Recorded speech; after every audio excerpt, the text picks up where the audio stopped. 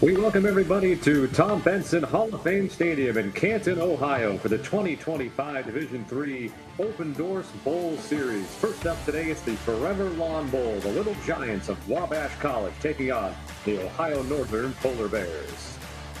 Hi, everybody. Alongside the former Western Kentucky and Miami Dolphin quarterback Brandon Dowdy, I'm Scott Sudikoff. Glad to have you with us on a nice fall day in Canton, Ohio. And Brandon, love this event. Second year that it's been happening. Gives a chance to some Division III teams that didn't qualify for the playoffs to get one final game this season. Yeah, amazing opportunity for both of these teams. Two teams that were disappointed to not make the national playoff, but excited about trying to finish their season with a W here in Canton. Amazing time, amazing history of football here in this stadium. I'm excited to be here, excited to see these two teams compete. Let's take a look at the offensive side of the football for Ohio Northern, and leading the way is their senior running back, Louis Blaziola, coming off a 244-yard day last week. Yeah, career high in rushing last week for Blaziola. Did a really good job in the run game. 33 carries, 244 yards, and 3 touchdowns. This offense goes as he goes. He has 1,300 yards rushing on the season, 19 touchdowns to cap him off. If they want a chance to win this game, they're going to have to give it to Louis Blaziola early and often. On the other side, defensively for Wabash, they got a strong run defense, and it's led by senior linebacker Gavin Rupert. You know, Scott, there's so much beauty in having a 4-year starter playing for your team, especially on the defensive end of the side of the ball. He's going to be communicating from the sideline to the field, trying to make sure that everybody's on the same page. They're going to have to be stout up front, especially to counteract this high-powered rushing offense they're going against in Ohio Northern. This will be just the second all-time meeting between these two schools, Ohio Northern and Wabash. And Brandon, let's get your keys to the game first on the Ohio Northern side of the field. Yeah, for Ohio Northern, they're going to have to control the line of scrimmage. You know, they're averaging 215 yards rushing this year. You have to find a way to communicate up front, make sure that they're patient in this run game to open up their play action passes down the field. On the defensive side of the ball, they're going to have to communicate on the back end, definitely, but also inside their front seven as well. Just gonna make sure that everyone's on the same page, being gap sound to this rushing attack. For Wabash, they're gonna have to start fast, find a way to take off some of the dust from last week. Disappointing loss to their rivalry. Do not try to see that lags into this game. You have to start fast, get everybody on the same page, get excited about playing football again. And on the defensive side, they have to dial it up, not just on third down, but on first and second down as well. I think that this Ohio Northern team struggles when they're in third and extra long situations. So if they can keep them in third and extra long situations, they won't be able to convert on third down at a high efficient rate. Ohio Northern won the coin toss, and they will actually receive the football to begin this game. It seems pretty rare that teams that win the coin toss take the football first, but Andy Freeze, in his second season as the Polar Bear head coach, wants that football first to get his offense on the field. And we'll see how this one develops. Two teams that thought they had a chance, or certainly had a chance, to be selected for the NCAA playoffs. Wabash had a tough loss with their rival DePaul last week, 41-20. That pretty much eliminated them from contention, while Ohio Northern was basically to the last second, thought they might get selected, but they are here now at the Forever Lawn Bowl. Kicking it off to begin the game, Brody Rucker, the Special Teams Player of the Year in the NCAC. And the kickoff is taken from the 15-yard line.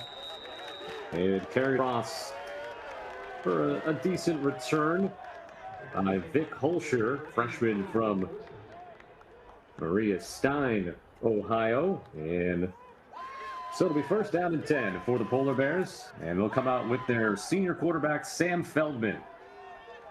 Yeah, Sam's a really good player. He understands this offense. Like you said, he's a senior. He's in full command of this offense. Does a really good job managing situations. They don't really burn many plays with him under center. First down from the 25-yard line. And they have Seth Barandi, wide receiver, take it on the ground.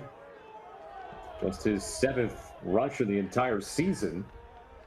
And a short gain on first down, just of 1. They'll make it 2. They move it up. It'll be second down and 8. Sent up in a pistol formation.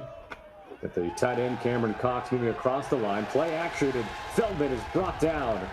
And the first sack of the game goes to Jerry McBee, a third-team all-conference defensive end for the Little Giants. Right here, just play action. Try to sell play action hard. 65 just got beat to the inside. Young offensive lineman can't get beat to the inside in play action. Try to make your defenders go outside so the quarterback has ability to step up in that pocket. Huge play for this Wabash defense on second down. Wabash, top 25 of the country in sacks this year, as Feldman will dump it off to Cameron Cox. And OB spun down at the 25-yard line. And that'll end up right back near the original line of scrimmage, and the Polar Bears will have to send their punt unit out onto the team. Third down right there. Zone coverage. Good job by the young quarterback. Not making a bad play worse right there. Just checking the ball down, getting in a situation where this drive ends with a kick. That's the goal. If they can stay ahead of the chains, they don't have to convert third and extra long. If they are ahead of the chains right there, they did not do a good job on first and second down, but good job right there. Just checking the ball down and ending the drive with a kick. Matt Serdenak is back to punt, and it's blocked. That's an 8th block kick this season for Wabash on special teams. They've had a couple of block punts for touchdowns this season. Obviously no touchdown here, but another block kick by Wabash on the season, and they'll take over in prime territory. You know, we were talking to Coach Gilbert before this game, and he mentioned at the end, he said, "Hey, Coach, got anything else to talk about?" He said, "Well, we didn't talk about special teams." He's excited about what they've done on the special team side of the ball here. Good job creating some momentum here. First special teams attempt in the punt receiving situation to get a huge block punt and set their offense up with a short field. It was Tanner Crouch who blocks his second kick of the season, and Camden Singer able to recover it. First and 10 inside the 15-yard line. Jackson Gilbert officially gets the start at quarterback, and he throws to the end zone incomplete for Luke Adams. Gilbert, the sophomore, son of the coach. We also will see Brand Campbell, or we assume we'll also see Brand Campbell, junior quarterback, who has seen most of the time as the quarterback this season for the Little Giants. It'll be second down and 10 on the 12-yard line. Xavier Tyler is the running back. Back to pass, and dumped off and caught at the 10-yard line by Luke Adams, and he's forced out of bounds by Zach Van Scoy, senior will linebacker for the Polar Bears. And the Ohio Northern, Brandon, this is where they excel. Red zone defense.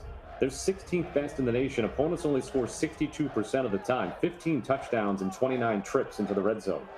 Yeah, all the credit goes to the defensive side of the ball. They've done a really good job having a good scheme in the red zone, but also having some surprises that offensive struggle with. On 3rd and 9, and that'll float out of bounds. On the coverage was Evan Garcia. On the ball intended to Cannon Chase. And Wabash, after getting the block punt, will have to settle for a field goal attempt, one would think here. Yeah, interesting enough, goes 3 passes in a row. Off the sudden change, I like, trying to take a shot down the field into the end zone, especially for a defense that was kind of maybe thinking they had lost a little momentum off the block. But great job by this Ohio Northern's defense. They've been doing it all year, and they do it again. 29-yard field goal by Brody Rucker is through. Rucker, special teams player of the year, the NCAC, now 12 of 15 on field goal attempts on the year. So Wabash off the block punt. They took over at the 12-yard line. They don't go anywhere, though, and have to settle for the 3 points. So you got to say, for the Polar Bears, that's a small victory, again, with the red zone defense. So opponents against the Polar Bears have been in the red zone 30 times this year. They've scored 19 times, but just 15 touchdowns and now 4 field goals in that time. And we'll see now how their offense reacts. Yeah, like you said, I think that was a win. for Ohio Northern right there. I think that they kind of tried to break a tendency, start the game with a couple pass plays when they would usually run the football, give it to Blazioni as much as they possibly can. Right there, he didn't get a touch on that first drive. There's no way he goes 2 drives without getting the football after 244 yards last week. See if they can do a better job on 1st and 2nd down on this drive, set up a 3rd down. Best way to convert 3rd downs at a high level is making them shorter and shorter. They can do that. They can sustain drives. So the scoring drive was 4 plays and no yards over 44 seconds. A 29-yard field goal by Rucker, who kicks it off, and Holscher reels it in. He sprints across the 20, now the 30, down the far sideline, and just shy of the 35-yard line. Vic Holscher, the freshman returner, who does have a 94-yard touchdown return this season on a kick, sets up the Polar Bears in solid field position.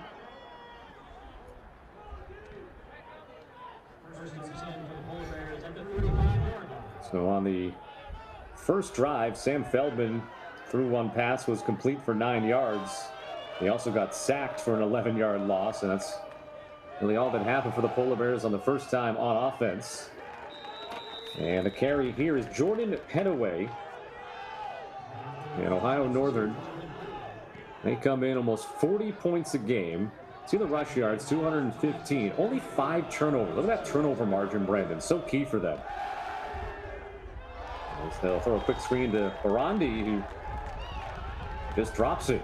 It'll be 3rd down. You know, having a good turnover margin is one of 2 things. 1, your defense is creating turnovers, and 2, your offense is protecting the football. Feldman's done a really good job protecting the football. He knows he makes really good decisions with it. Does a good job on 3rd down, especially not putting the ball in jeopardy very often. He's got an opportunity to prove that here on this 3rd down. 3rd and 8 from the 37. Pressure comes. He spins off of it, and now he's going to run down the far sideline and have the 1st down. Sam Feldman, who is head coach Andy Freeze describes like he looks like a deer when he's running, but he has capable legs. He averages almost 5 yards per carry on the year. Great job right there. Sometimes cover 2 man. When you play cover 2 man, right there, there's an example of it. Everyone's got their body, their defense has their backs turned to the offense, creating some rushing alleys for the quarterback. It was an 8-yard gain for the 1st down, and now an incomplete pass intended for Seth Barandi. That was the first down of the game from either side. Feldman, who was a punter at Findlay before transferring to Ohio Northern last year. One of our officials went down and then goes down again, as right up the middle carrying the football is Jordan Petaway. And the story here with Petaway is he's been out injured. A 1,000-yard runner a year ago, and right now he's getting the carries and not Blaziola. Yeah, coaches talked about Petaway a little bit in our meetings this week, saying he is 1 carry away from taking it to the house. They like his explosiveness when he gets the ball in his hands. It's 3rd down and 3. Polar Bears 1 for 2 on 3rd down here in the early going, and Petaway with a very patient run up the middle. Eventually, it's brought down by Solomon Masella, but it's a 1st down for Ohio Northern. And they're going to run this offense quickly from the Wabash 40.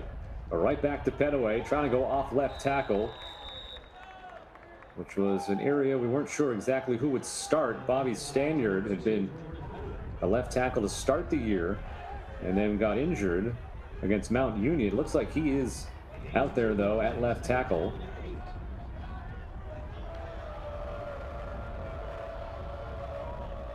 Two-yard gain, 2nd and 8.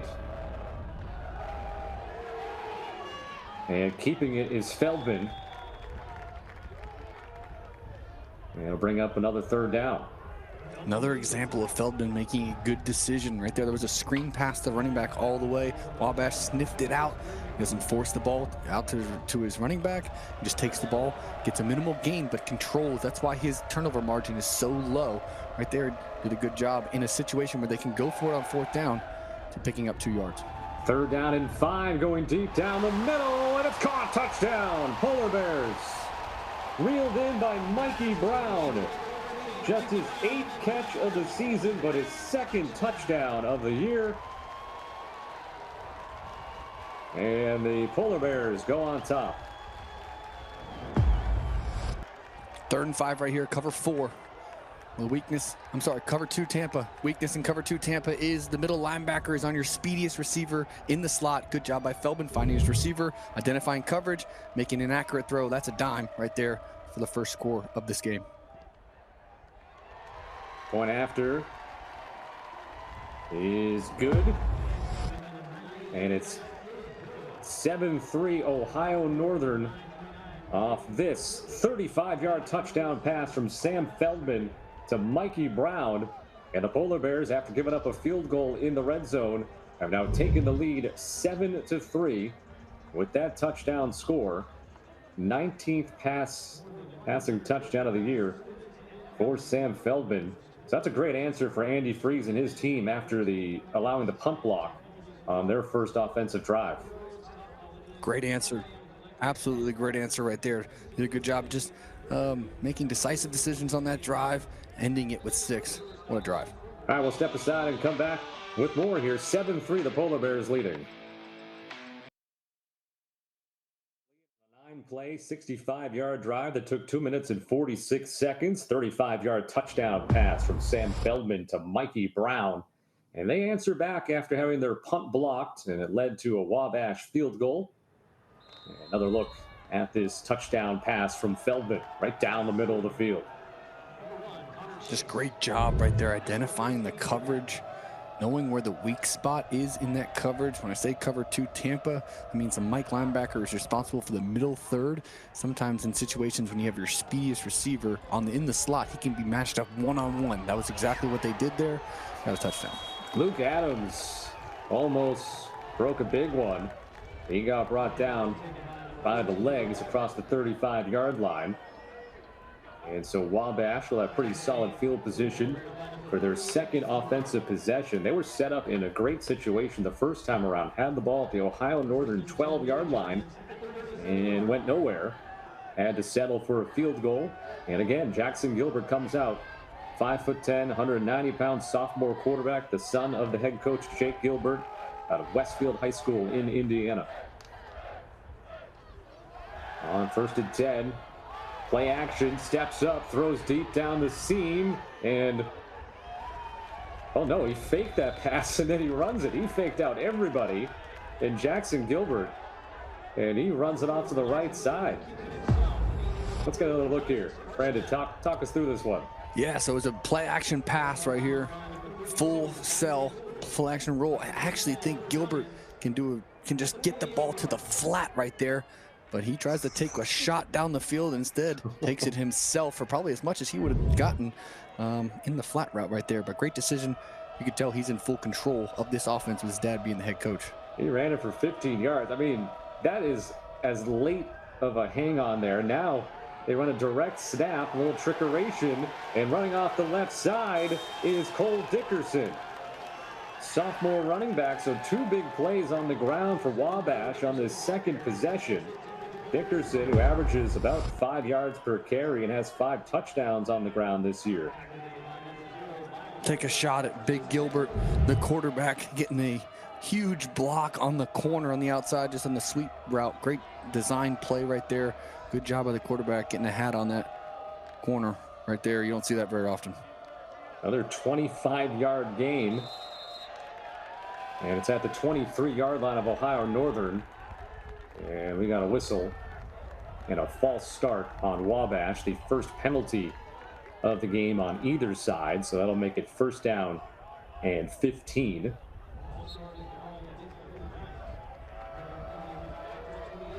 So Ohio Northern defense only allows 93 yards on the ground per game, 343 yards total. Wabash scoring about 37 points a game, 411 yards total offense on the season. The throw by Gilbert, but it goes off the hands of the intended target, Nick Whitty, a sophomore from Wilkinson, Indiana, who comes in with 18 catches on the season. Sexiest term in college football right there, the RPO, run pass option. Right there, there was a run not called, but if Gilbert had a free access out cut to the boundary, he has the ability to throw that. Just got to make those easy ones. Those are the gimmies that coaches talk about that they have to make. Right there is an easy way to get some yardage back off the penalty. 2nd down and 15. And timing was off on that ball. Another ball intended for Luke Adams, who does lead Little Giants with 51 catches, almost 800 yards this season, 7 touchdown catches. It'll be 3rd down and 15. Yeah, 3rd and 15 here. Where they are on the field might be 2-down territory. Find a way to just get half. What is our best play to get half here? Try to pick up this thing slowly but methodically. Don't need to get all 15 right here. Low snap. Gilbert stays strong, and that's a nice catch by Luke Adams just inside the 15-yard line. And that'll bring up a 4th down and short.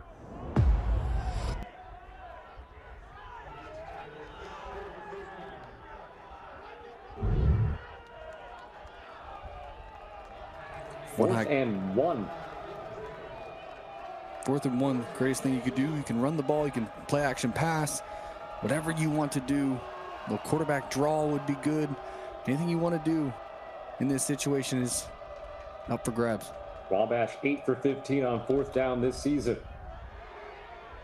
Gilbert faking, going to the right, and able to pick up the 1st down by a couple of yards. Not the prettiest of runs, but it gets the job done for Jackson Gilbert. Cleared the box out, 5 in the box, hat for a hat, 5 offensive linemen, 5 guys to block.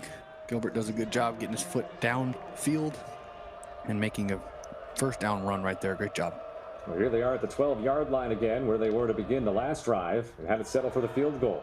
He tossed off to the right side to Cole Dickerson. Dickerson, as a flag comes in, got forced out of bounds by junior cornerback Evan Garcia, and we'll see what the penalty is.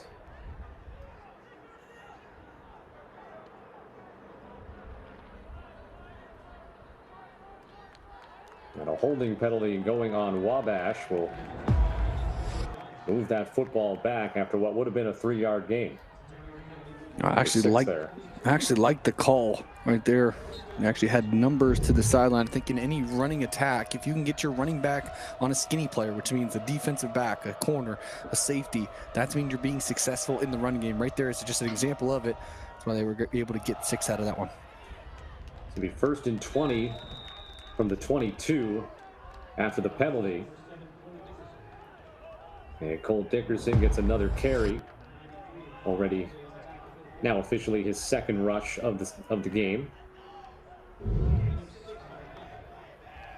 Gets 6 yards. He's 2nd down and 14.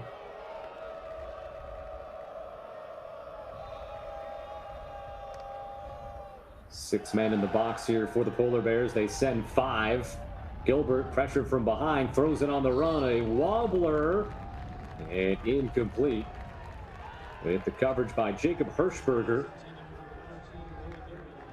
Intended for Rowan Durbin, tight end. Right there, just try to get full flow to the left side right there. Get everybody's eyes moving left and then sneak the tight end on the opposite side. I love the call. One-on-one, good throw. Just got to make those contested catches, especially as a tight end, big body. 3rd and 14 now for the Little Giants on their 2nd time with the football today. In the pistol formation, Gilbert quickly throws it out to the near side. Chase, who cuts back inside and into the end zone. Cannon Chase, 16-yard touchdown for the Little Giants, his 4th touchdown reception of the season, and Gilbert's 6th touchdown thrown. And the Little Giants answer back the Polar Bear touchdown. Cover 0, man coverage across the board. Great job, Gilbert, identifying it, getting it to his playmaker in space. But once his playmaker got out there, did a good job making guys miss and finishing in the end zone. That's a big answer for this Wabash offense. 9 plays, 63 yards, over 3 minutes and 47 seconds. The point after is good as well from Brody Rucker. 16-yard touchdown pass from Gilbert to Chase. And with 5:36 left to go in the first quarter, Wabash has taken the lead back here 10-7. So we've seen both teams, Brandon, adjust and make a good answer. As you saw for a moment there, Jake Gilbert, the head coach for the Little Giants, is in his first season as the head coach and played at Wabash in the late 90s. And let's look at this touchdown again. Yeah, cover zero. He knows he's hot right there. Just finds Chase. He's looking like Jamar Chase back there, wide open in the flat. Did a really good job identifying that. Sometimes in versus cover zero, defenders seem to play soft, thinking they can make a tackle underneath. But if you get your playmakers in space, maybe one-on-one with those DBs, and that just can cause problems for the defensive backs. Great job right there in understanding he was getting zero, making an accurate throw to get run after the catch. Wabash able to get 4 first downs on that drive after not having one on their opening drive. Of course, they only had 12 yards to work with the first time they had the football, and had the field goal by Brody Rucker. Number 9 there, the special teams player of the year, kicked a 50-yard field goal earlier this season for the Little Giants, tied a school record. He also punts, and then their special teams, their kick game is so good that their other punter, Tyler Church, also a second-team all-conference player. You don't see that every day. No. They are very confident in what their kickers can do. That'll be caught inside the 2-yard line by Holscher. And Holscher able to turn this into about a 25-yard return. So he's had a couple of strong returns in this game. He's returned it 3 times already for about 30 yards or 30 yards total.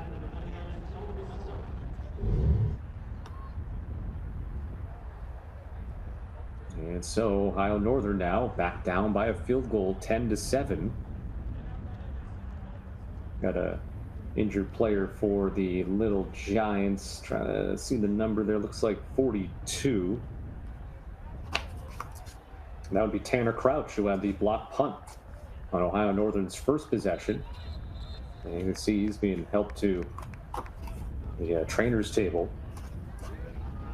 Sophomore, 6 foot, 202 pounds, from Greenwood High School in Indiana. Of course, Wabash in Crawfordsville, Indiana.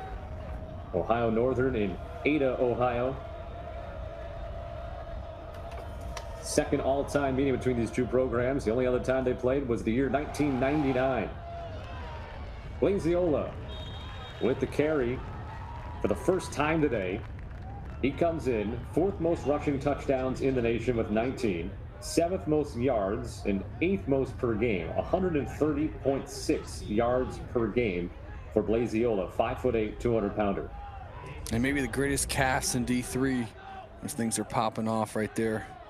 But he does a good job, really good job. He understands his blocking schemes. He presses the butts of the offensive line and makes a cut off of them. Really patient runner.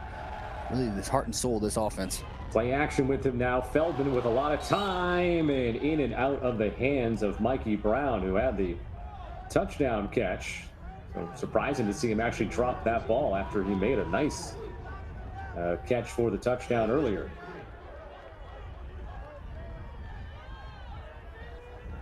Like the decision to take a shot. Got man coverage in 2nd and 3. That's the beauty of winning 1st and 2nd down. If you can win 1st and 2nd down, get you in situations where you can take shots on 2nd down, it kind of becomes a free play. 3rd and 3. They're already 3 for 4 on 3rd down, and Blaziola stumbling down, and he should have the first down.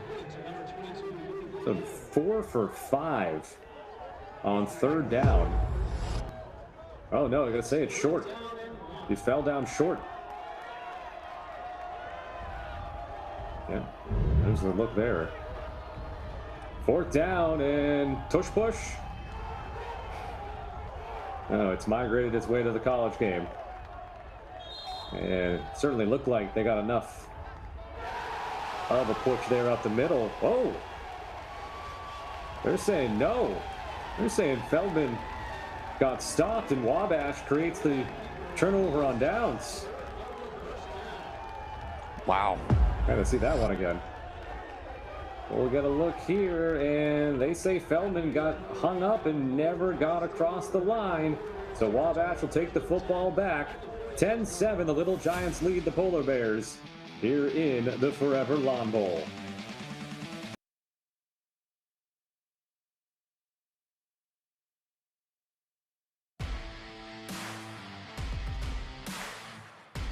Scott Sudikoff and Brandon Dowdy back with you. Look at some Wabash fans in the crowd. High 40-degree temperatures. It's late November, Thanksgiving around the corner, so this type of weather in Canton, Ohio, I'd say is pretty perfect to play a bowl game between two Midwestern Division III teams that are both looking for win number 9 this season.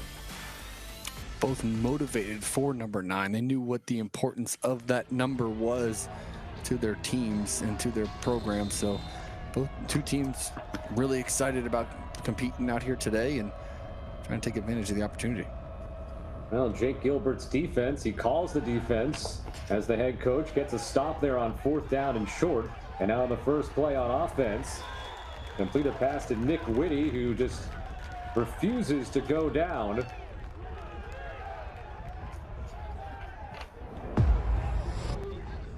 Right here, another RPO situation.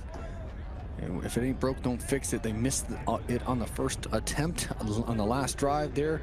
Able to complete a good, accurate throw right there. Sometimes when they're wide open on the sideline, they get to the sideline too quickly, those receivers do. You could just kind of toss it to their back shoulder to get run after the catch. That was 17 yards to the 29. Again, they moved the quarterback over into a direct snap to the running back, this time Xavier Tyler, but looks like they may not have been set there. False start will be the call. So after the 17-yard gain, they move back 5 yards now. It'll be first down and 15 from the 34-yard line of Ohio Northern.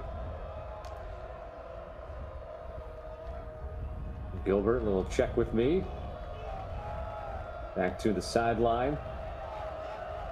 Got Xavier Tyler behind him in the pistol formation. And he'll keep it. Gilbert, another RPO. And he gets brought down, tripped up.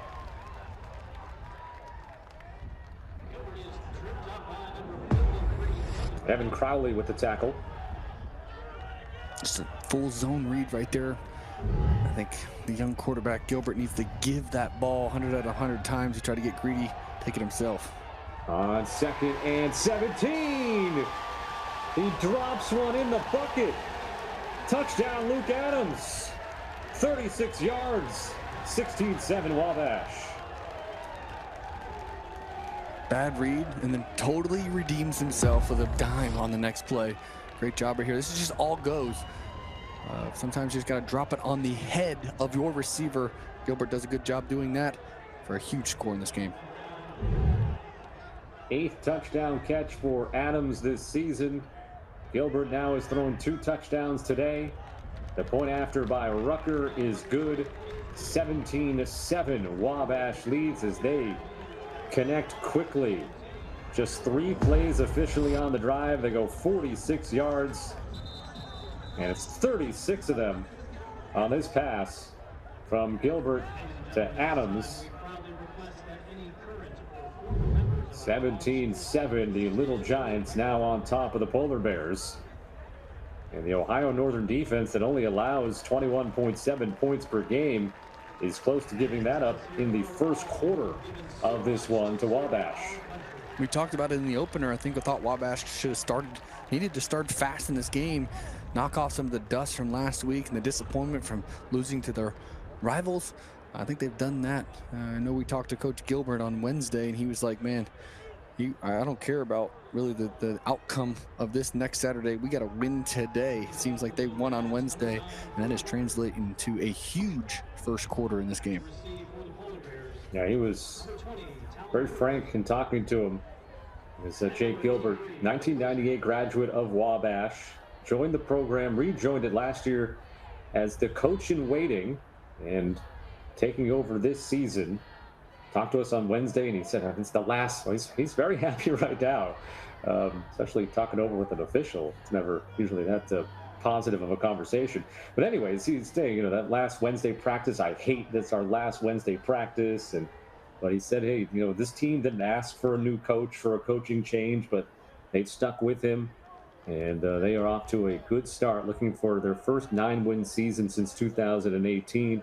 A program that has the 5th most wins out of all Division III football programs in the country. So Wabash is a program that has been near the top for decades, basically.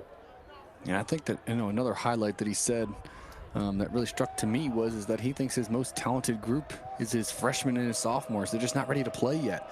I think that's the beauty of this bowl game. You're seeing a lot of these sophomore players, these junior underclassmen players play in these bowl games because it's low risk and high reward. See what they got when the lights are on.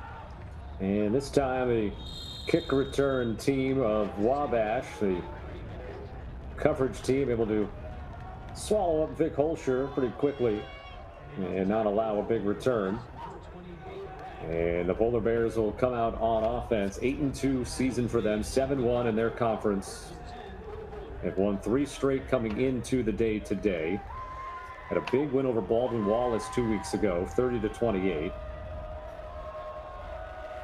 Andy Freeze in his 2nd season, 3 more wins than last year, a 5-win season last year, and could make it 4 more wins to come back in this one.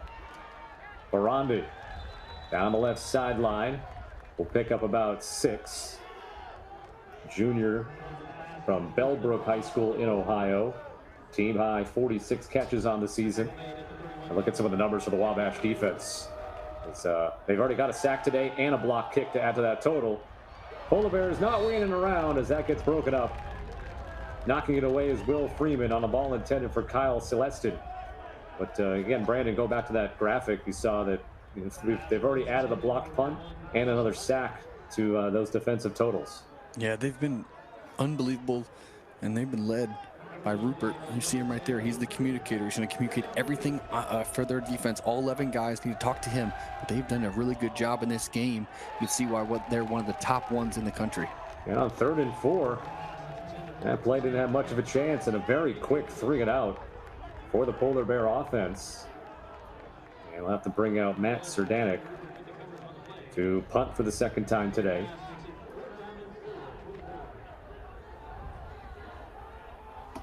For me, Scott, I think Ohio Northern needs to be careful with these quick 3-and-outs. One, their defense is not really set. They're fatigued on one side. They've been just giving up long drives. But also, they're not really built to come back from multiple possessions down. They want to run the ball first. They want to use the run to set up the play action pass. If they become one-dimensional, this team really isn't built for that. It's kind of almost like Navy. If you think about getting up on Navy, that's the recipe for success. Well, they want to run the football and kill the clock and shorten the game. If they're down possessions and having to throw more than they want to, I think that's a recipe for disaster and giving the clear advantage to Wabash. Wabash using one of their 3 timeouts. Still 2 minutes to go here in this first quarter. And 17-7, Wabash with the lead. Jackson Gilbert has thrown 2 touchdown passes. One of them to Adams, the other to Chase. Ohio Northern has a touchdown pass from their quarterback, Sam Feldman, to Mikey Brown of 35 yards. Have a field goal mixed in as well by Rucker for the Little Giants of 29 yards. Luke Adams back to return this punt for Wabash. On a 4th and 4.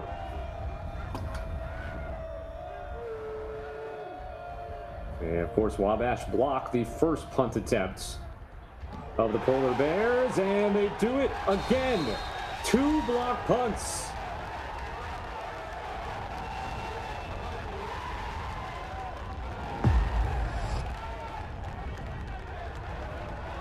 Just disaster situation for the punt team. You gotta think about rolling the punter out a little bit. They're just winning up front. Really good schematically. Don't think this team takes special teams seriously. They called timeout for a punt and block situation. Try to get the best look they possibly could to try to go after that one.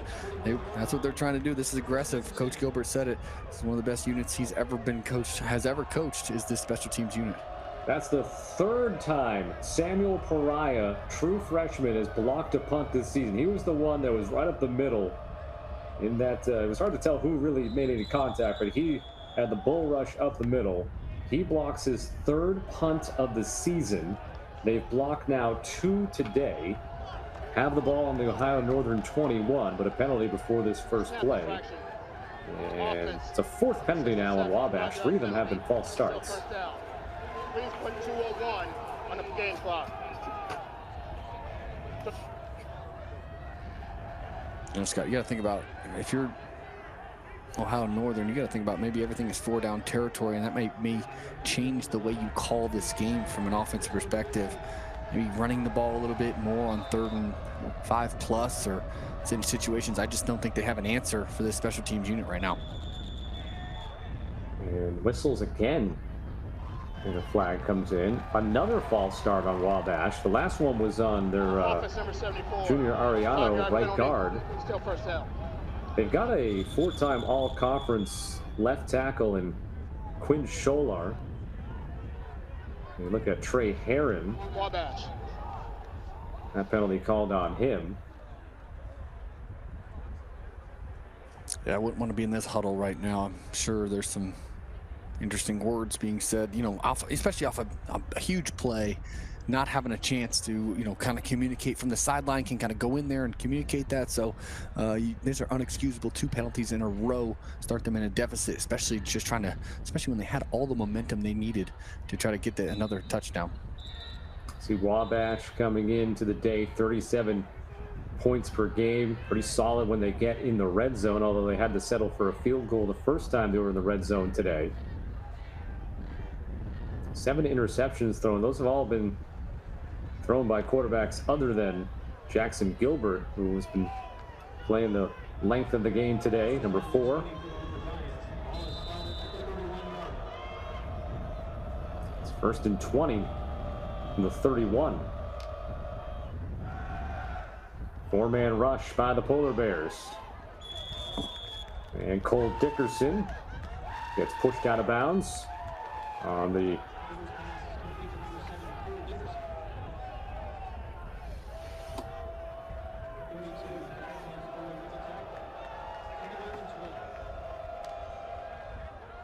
got 8 yards, 2nd down and 12.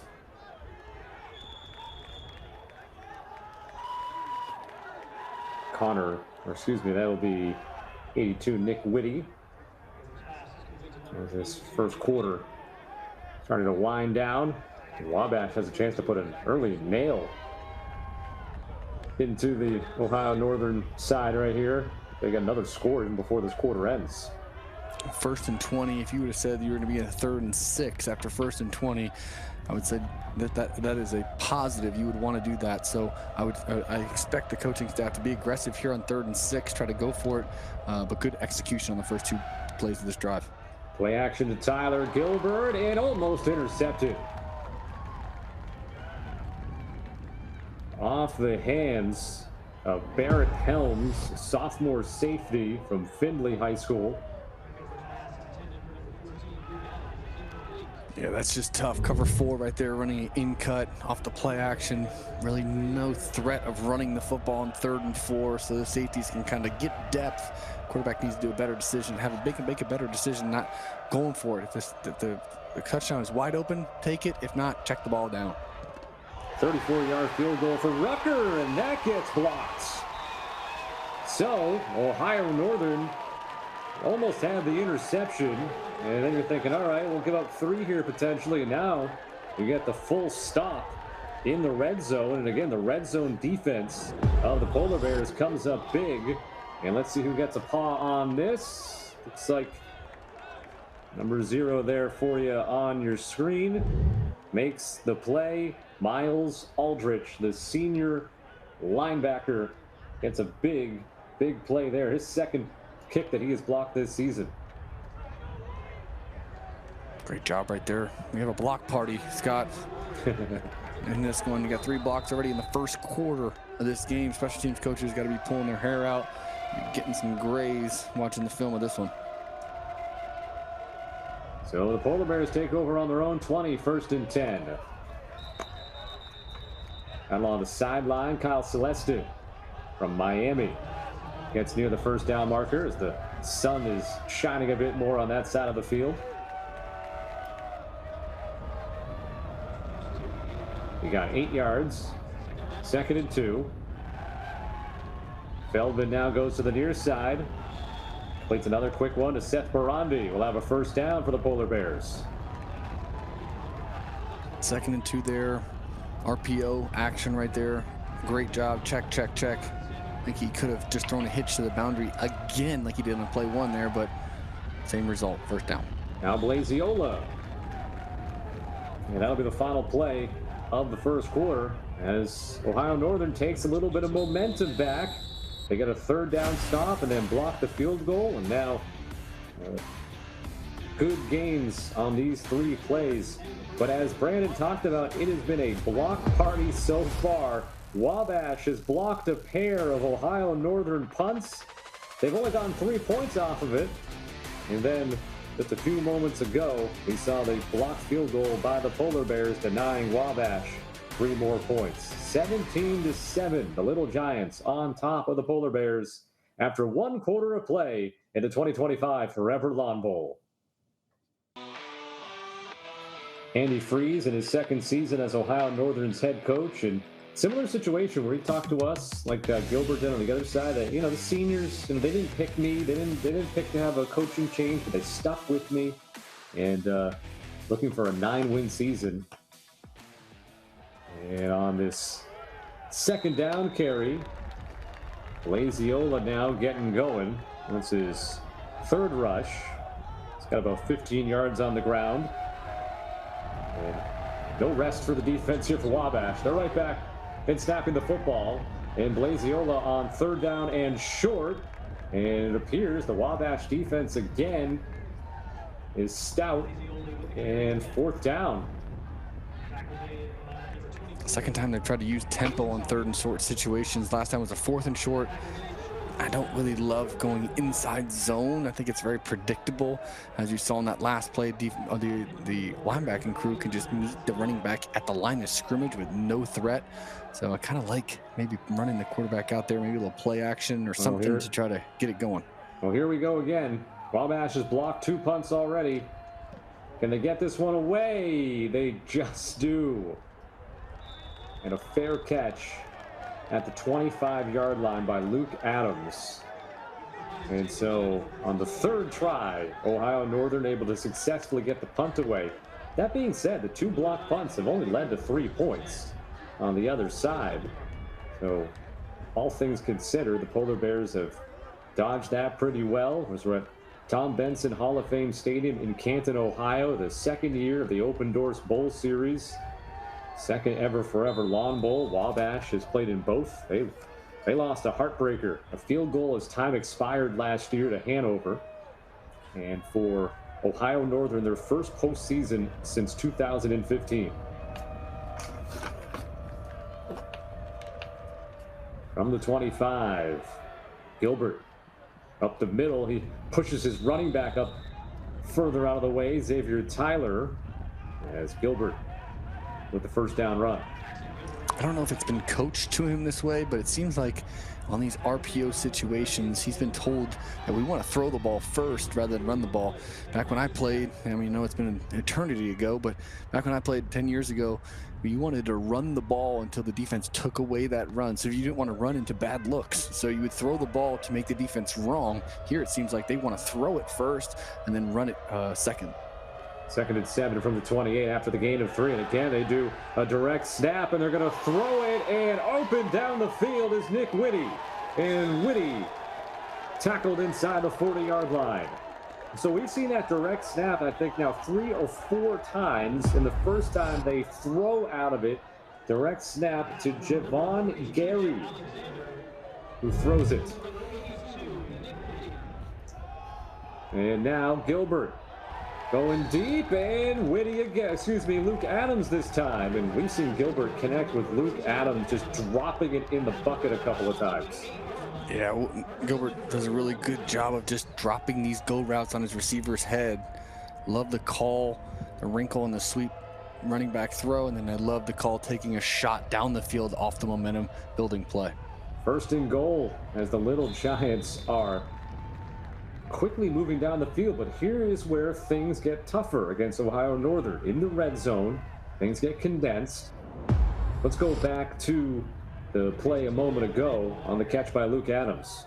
Yeah, just man coverage right here. One high safety does a good job of not being able to get over the top. What a throw and catch from Gilbert to Adams there, just dropping it right on his receiver's head. So we had Javon Gary, who threw the pass to Nick Whitty for 35 yards, then 29 yards Gilbert to Adams. Just had a loss of 3. It's second and goal, and good tackle in the open field made by Jacob Hirschberger. It'll set up a 3rd down and goal. Can the Polar Bear defense make another stop in the red zone? Sprint out right there. On these sprint outs, when you call a quarterback sprint out, you got to find a way to set the edge. Running back didn't do a good job of, hitting the outside shoulder of the end man line of scrimmage right there. If you want to do that, you want to turn the defensive end in so the quarterback has a free shot to the sideline there for a clean pocket. To the end zone, it's caught, but did he get his foot in? He did. Cannon Chase with his 2nd touchdown of the game.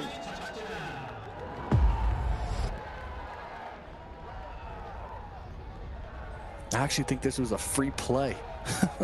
I think they thought the edge, yeah. I think they had pressure off the edge, and the center has the ability to snap the ball if he thinks that the defense is offsides. I think he thought the defense was offsides, and they just called all go right there.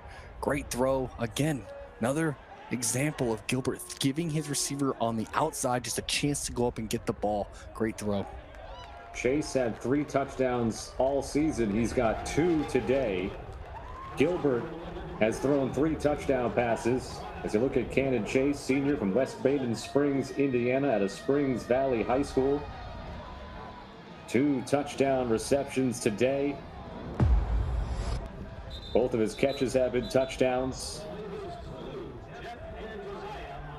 Yeah, and he got that backside down. That counts. If you looked at that replay, it looks like the running back, even in the backfield, was a half a second off the line of scrimmage. That's an indicator to me that they had no play. If the defensive line jumps the snap, the center can snap the football, and the receivers are told just to run vertical. And as soon as they did that, fortunately enough for them, they scored, because I don't think they called a play for encroachment on the opposite side. Ben Becker, the center, sophomore for Wabash, and so now 24-7 Wabash leads. Ohio Northern had a 7-3 lead as that scoring drive, 6 plays, 75 yards, 2 minutes and 43 seconds. Gilbert to Chase, 9-yard touchdown pass. Rucker with the point after. And Wabash, 24 points on the board already in this one, averaging 37 a game on the season. Holscher catches it inside the 5-yard line, kind of drive right up the numbers, and he's driven back. And some pretty good, looks like good sportsmanship there. Wabash player offering the hand to help him up. Carson Foxon making the tackle, a sophomore linebacker for the Little Giants. And Sam Feldman comes back out onto the field. And Andy Freeze, he used the game manager tag with him, saying that sometimes that has a negative connotation, but saying that's Feldman he manages the game well, has a complete command of the offense in his 2nd year as the starting quarterback. And Wabash having some trouble with their personnel, and I think they just used their final timeout of the first half. Ohio Northern. No, Ohio Northern actually calls timeout. So Andy Freeze will use one of his 3 timeouts. But the Sam Feldman story is great, Brandon, because it's a Division III story through and through. I mean, he was punting at Findlay down the road in Ohio. He contacted Andy Freeze when he was taking over the team as the head coach and said, hey, I want to be a quarterback. I don't want to be a punter. I want to play quarterback. And so he joined Ohio Northern in the fall of 2024, finished the full semester in the spring, and he became the starting quarterback. And so he's in his second year as a starting quarterback. But he has NFL punter size, Sam Feldman has. 6'5", 235. I mean, you see him right there in the backfield now. So he'll hand it off. Nope. He'll fake it and complete it at a flag. As that's Antonio Iorio with the catch.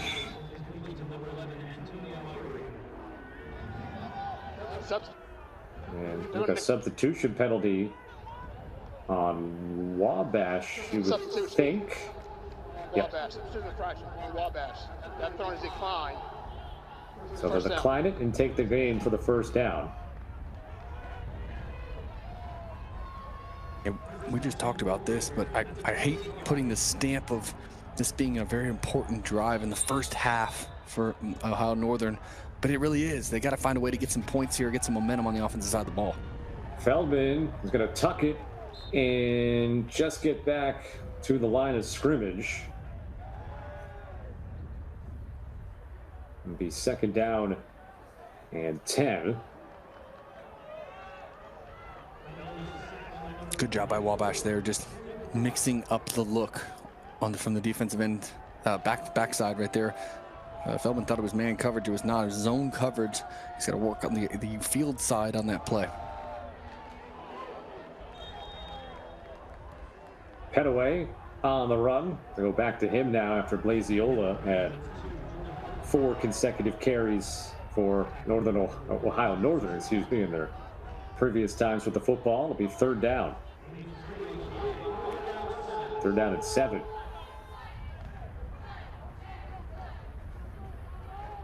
So I think a throwing situation right now for the Polar Bears. They're 3 of 7 on third down so far.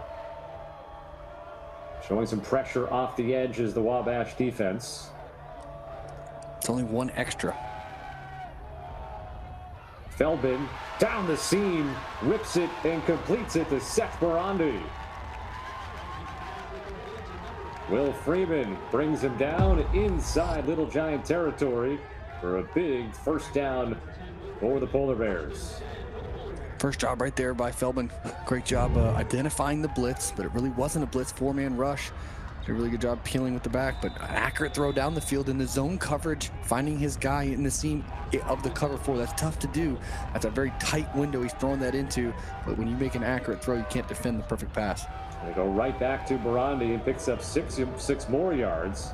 It was 33 yards on the first play. And now Barandi here on the other side of the field. This time, though, he is swallowed up. Grab it onto the legs and not letting go. Aiden Salpetra, the junior safety, makes the tackle. It'll be third down. Third down. Didn't bring pressure on the last third down. I expect pressure here, especially with the indication of where they are. Try to get them out of any situation where they think about going for it on fourth down. So I expect pressure. Philman's got to do a good job identifying it and getting it to his receiver in space. 3rd and 7 for the Polar Bears. Here comes some pressure up the middle. Feldman got hit as he let it go. Incomplete.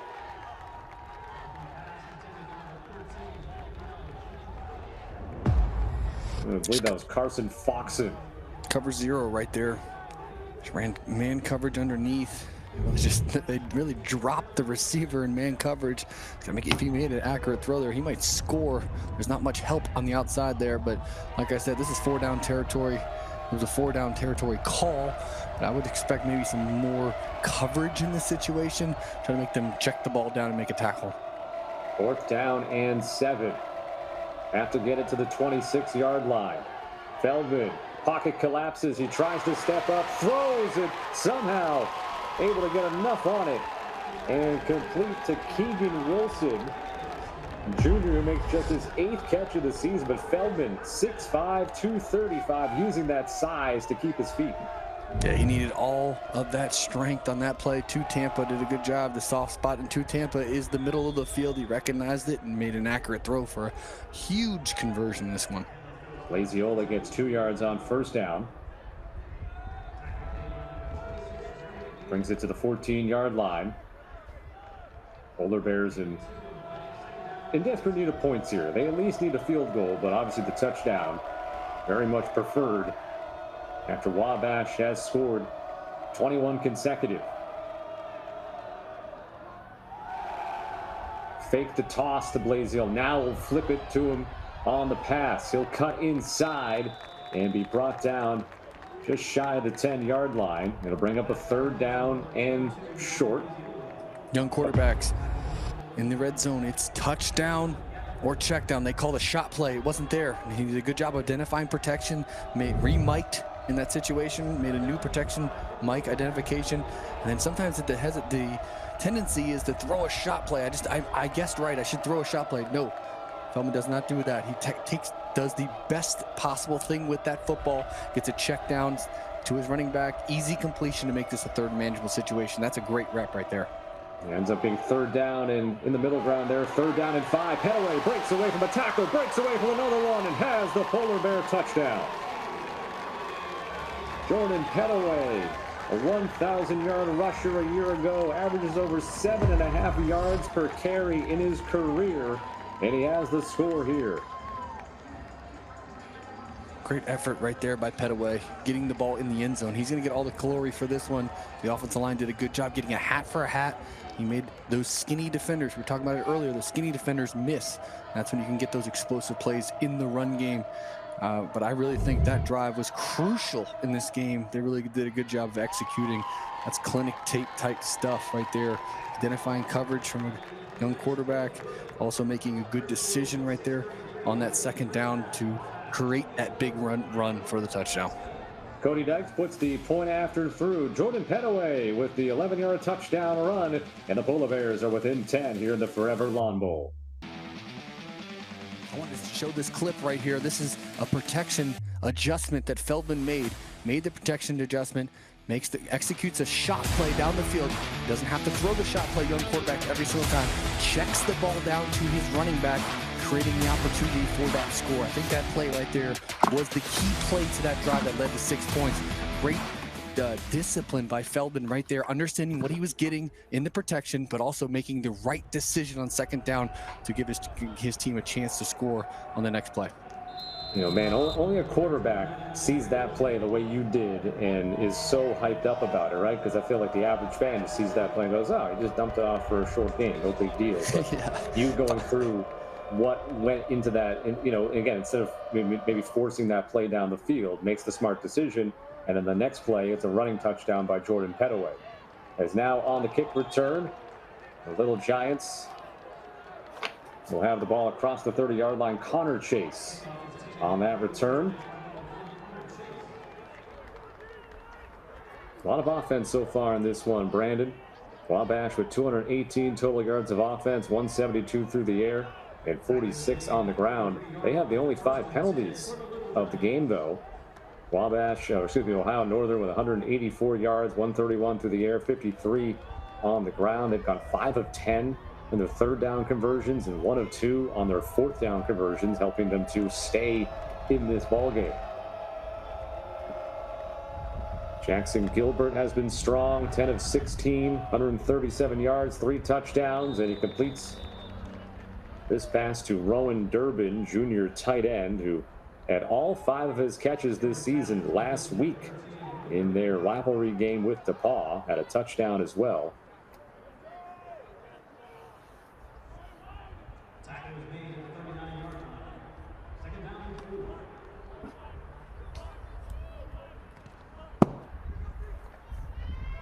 Second down after a gain of 6. Pistol formation, Gilbert turns and gives it to Cole Dickerson, who's driven back. And getting the finishing touch there is Connor Sanders, senior from McGuffey, Ohio. And it brings up a third down. Really a right call right there. Perfect call versus the defense. had a blitz off the edge opposite of the run. That's exactly what you want. Just another guy you don't have to block. Just great individual effort right there on the edge, setting that edge, making the running back hesitate and slow down where your friends can come get you. You have 10 other guys coming from the inside out there to make that tackle. Lost the 6 yards they gained, so it's 3rd down and 10 from the 33. Gilbert throws for it. They'll come back, and it's skipped in there. Incomplete. On the coverage, Evan Garcia. It'll be 4th down and 10. 3rd and 10 right there. Press coverage. I like the aggressiveness on 3rd and 10. A lot of coaches on the defensive side of the ball, they like to play coverage, and what that means is play off and soft and try to rally to the football. I like getting in the face of these receivers. You see that example right there that just threw off the timing of that out cut right there. Young quarterback, he's got to take an extra hitch in against the press coverage, try to get a clean look to see your receiver come out of that break to make an accurate throw. First Wabash punt today, Tyler Church, 2nd team all-conference, and it goes out of bounds at the 35-yard line. So 42 yards on the punt for Church, who right around his average of 41 on the season. Now the Polar Bears have a chance to score back-to-back drives and could get back within a field goal. 32 yards on the punt. Don't trust my math. 32 yards. It's a little bit shorter than Church is used to. Glaziola, 1st down, up the middle, nothing fancy. And a big gainer on 1st.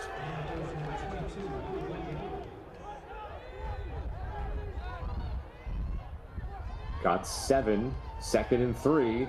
Fake it to him this time. Feldman, good pocket. Now it collapses, trying to spin. Oh, the ball is loose. A fumble and recovered. Big recovery. Cameron Cox, the senior tight end, able to find that football and keep the possession for the Polar Bears. Yeah, just got to make a better decisive decision there. I don't like making a bad play worse right there. He's done a really good job. We just talked about how he's controlled this game and managed this game really well. Feldman has right there, just makes a bad decision. I think the coaching staff can help him out by maybe getting him a check down or something. Everything going 15, 20 yards down the field. There's nothing in the middle of the field, allowing those DBs to drop as far as they need to. Brody Fry and Samuel Pariah, a senior and a freshman respectively, were sandwiching Feldman. 3rd down and 11. He'll tuck it and get hit by a pair. And he keeps his feet for a little extra there as Dakota Johnson, number 17 in the red there for Wabash. He took probably the worst of the contact as he went into Feldman. 3rd and 11, try to take a shot down the field. Good defense, good zone defense, disciplined zone defense, covering up all those holes there. But here's the biggest play of the game here, 4th down. They're 1 of 3 getting these things off. Got the last punt off. The first 2 were blocked. This one is the cleanest it's been so far. And that'll be a fair catch at the 32-yard line by Luke Adams. So Wabash able to get the stop defensively and take the ball back over with a 10-point lead here in the first half.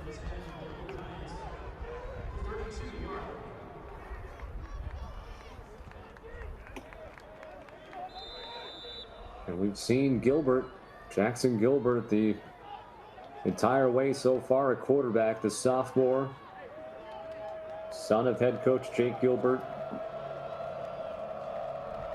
Have thrown 48 passes on the season coming into the day, 31 of 48. Today he's 11 of 18. Gilbert, a little hesitation, and it's intercepted. Miles Aldrich with the INT, his 2nd of the season. And there's the first mistake from Gilbert at quarterback.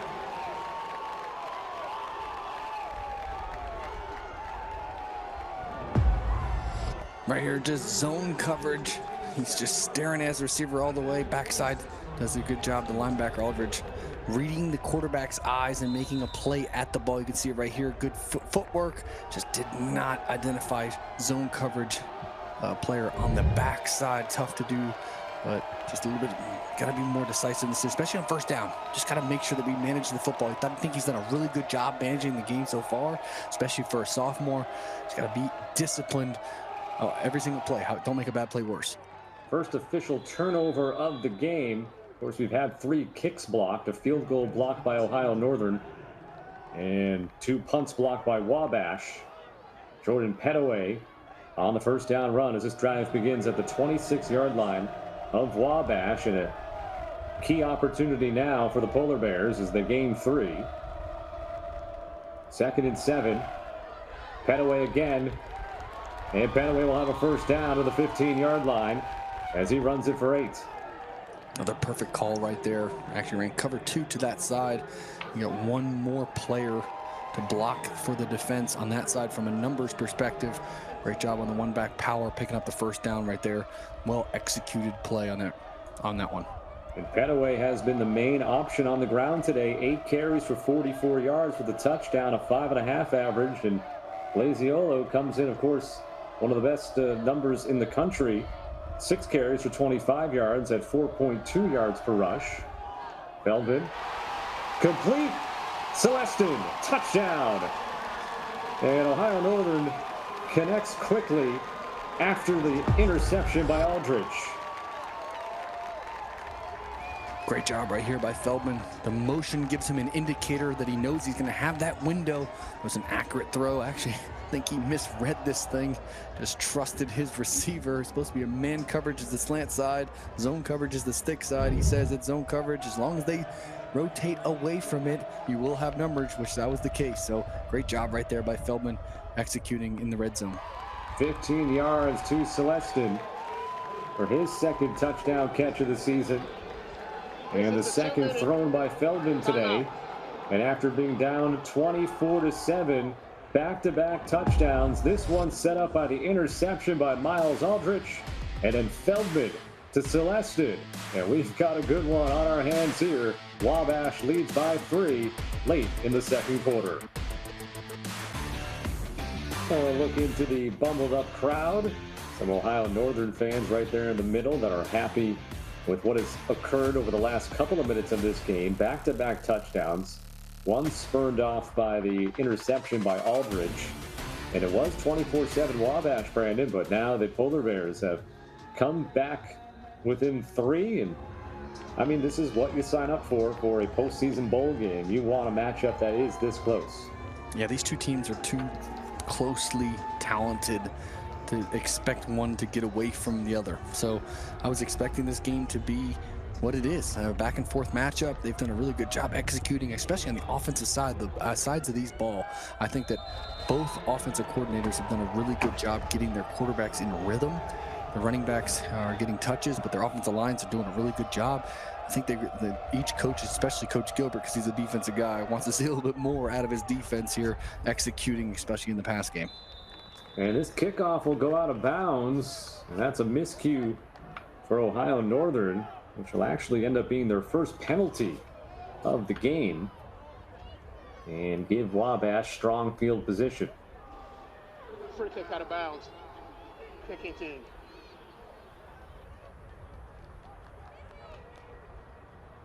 Remember, Wabash will get the football to begin the 2nd half as well. So they have a chance here to do, they give, Brandon, you might dispute this, but the Bill Belichick special, score before the half, get the football back in the 2nd half, and try to score again.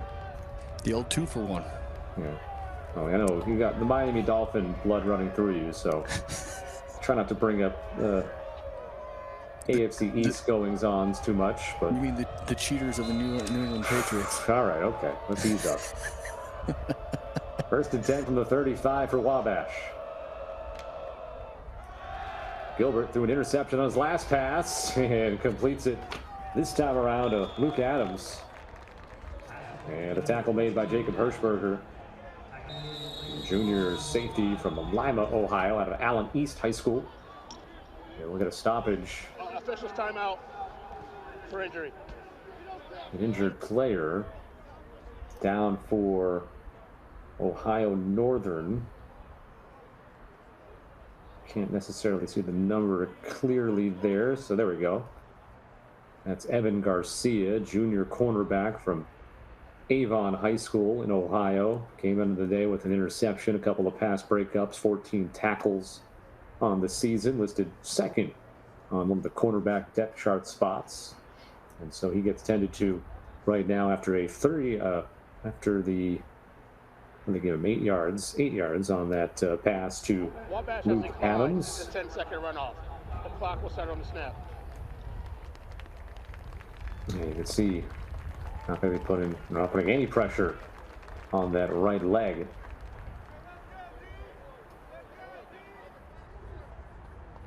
Let's see if we can pick up anything there on that play. It was a completion to Luke Adams. And look at Miles Aldridge, by the way. I mean, he was sniffing around again. 37 right there, Evan Garcia. Ooh, that's interesting. Hopefully he's okay. He just sort of, whatever happened, didn't hit him immediately, and then he went down. And obviously scary for a moment to see somebody just collapse. We ended up seeing it's his leg. All right, 2nd down and 2. Gilbert, pressure from behind, and Aldridge got to him. Yeah, tough one right there. They tried to run all verticals versus cover 0. Great call. Ohio Northern right there. Cover 0. Everyone was coming. They had one more than they could handle up front. That's what happens when you have a young quarterback. Sometimes identifying those things, getting to quick game is tough.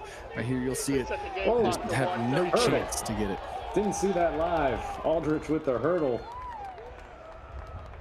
We can run back that previous replay. I want to see that hurdle again if we have time here. A timeout was called, but Aldridge he hurdled the block to be able to get in the backfield to Gilbert, the senior from Lima. Described as the adrenaline, the tip of the spear of this defense, the active leader in tackles at Ohio Northern. Let's get another look here in a moment. There we go. Off the edge. Whoop. Right over Xavier Tyler. Aldridge has really stepped up here the last 2 drives. He almost intercepted the first play of this one just by reading the quarterback's eyes, and then hurdles the defender for a huge sack. But I truly think that cover 0 is giving them some issues right now. They've been successful throwing the ball down the field. Well, you can't throw the ball down the field if you don't have time to protect. 3rd and 3. 3rd and 3 here with a minute 33 to go in the 2nd quarter. Gilbert looks to the near side, and he completes it just shy of the 50. Will have the 1st down, and that's his man, Luke Adams, who now has his 6th catch of the season. 6th catch of the day, and his 57th of the season.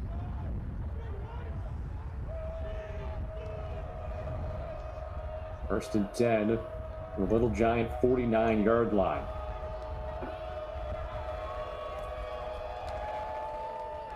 Four wide receivers for Gilbert. Design run right off the snap. And he dives across the Polar Bear 45-yard line. Love that call there. Quarterback draw versus the cover. They went back-to-back cover 0 right there. Quarterback draw, get a hat for hat, spread them out, and get a quarterback one-on-one. 2nd and 2, and Gilbert will launch this one out of bounds. Not taking any chances, looking to fit it in. Be 3rd down and 2. So the Little Giants do have 1 timeout remaining in this first half. 102, the 1st down is more important than stopping the clock in this situation. 3rd and 2, Gilbert puts it in the air, and flag not going to come out. It looked to me like Cannon Chase was losing his footing first, and then more so got wrapped up with the coverage of Azaria Alvin, who's listed as a 3rd-string cornerback, and he's in there right now because of Garcia leaving injured. Yeah, it's a good no call right there. One-on-one, both guys were a little handsy. I don't really like if they would have. I like the fact that they had a no call there, especially in that situation. And Alvin, true freshman cornerback, they go after him. We saw Garcia leave with the injury. Wabash is forced to punt from around midfield, and Brody Rucker does this punt and almost got it to bounce back from the goal line, but that'll be a touchback. Rucker comes in to do the punting in that kind of exact situation. But the Polar Bears will have the football on the 20-yard line. One timeout left, 48 seconds. Let's see how aggressive Andy Freeze wants to be, knowing that Wabash gets the football to begin the third quarter. You know, I think that it's going to be determined upon this first play. I think if they can get an explosive play to start this drive, 10-plus play to stop the clock one, I think that will determine if they start how aggressive they want to play this. I just think the most important thing is not giving up a turnover here. But I think the first play is going to be your indicator on how they handle this situation. Feldman will hand it off to Blaziola. So they play it pretty conservative there. He'll get a couple of yards. And the Polar Bears are not going to use that timeout. So looks like Andy Freeze, maybe if Blaziola broke one there, would have changed things. But 2nd and 9, now they will throw. And incomplete. Cameron Cox, the intended receiver. You don't want to put yourself in a situation where you have to punt, right? Because you've had the issues that we saw, 2 block punts. 100%. And now you're in a situation where you might have to run the ball here just to keep the clock running, and they have a timeout. Yeah, so exactly. That's kind of the tough situation. I don't know about this one. So Blaziola will run. And he won't get the first down. If Wabash, I would assume they're going to use the timeout here and going to force Ohio Northern the punt with 18 seconds to go. And why not all-out punt block here? If you were going to throw the football, I think you had to do it on first down. That's why I said I think that would be the indicator on if you were going to go or not. I didn't love the call on 2nd down to try to throw it just because the worst thing that could have happened. You threw an incompletion, stop that clock. So, fourth down is coming. Let's check out those block punts that we're talking about that Wabash has already had in this game. The first 2 punt attempts by Ohio Northern, Wabash got to them. And now you assume Ohio Northern is going to try to punt this away. Obviously 4th and 3, deep in their own territory. And they got to be ready for Wabash to come after them again.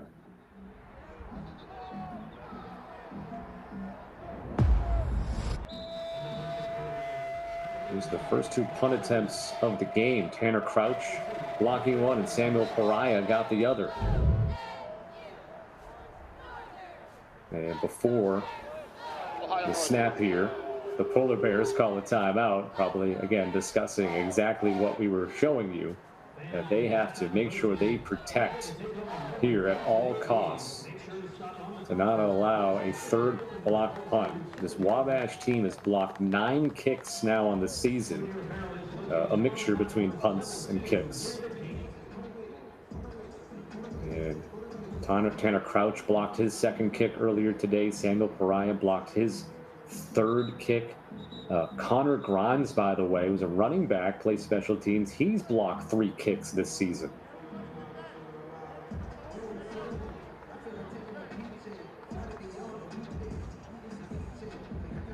So Andy Freeze certainly concerned right now, just wants to get to the locker room down by 3.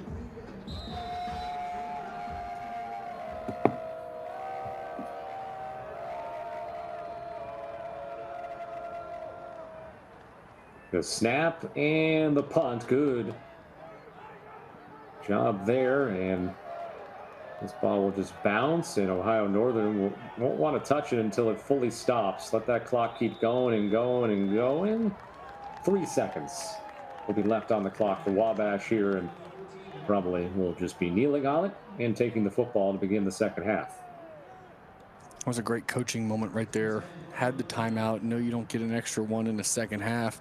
It's a pet peeve of mine when these coaches hold on to their timeouts. They're meant to be used in each half. You don't get reset. You don't get an extra 4 in the second half if you don't use one in the first. So great coaching moment right there. He just made sure everyone was communicating, over-communicated everything. Did a really good job in punt protection there, getting that punt off clean. So Wabash will kneel and send this to halftime. The Little Giants trailed 7-3 in this game early, then had a 17-7 lead after the first quarter, and eventually were up 24-7.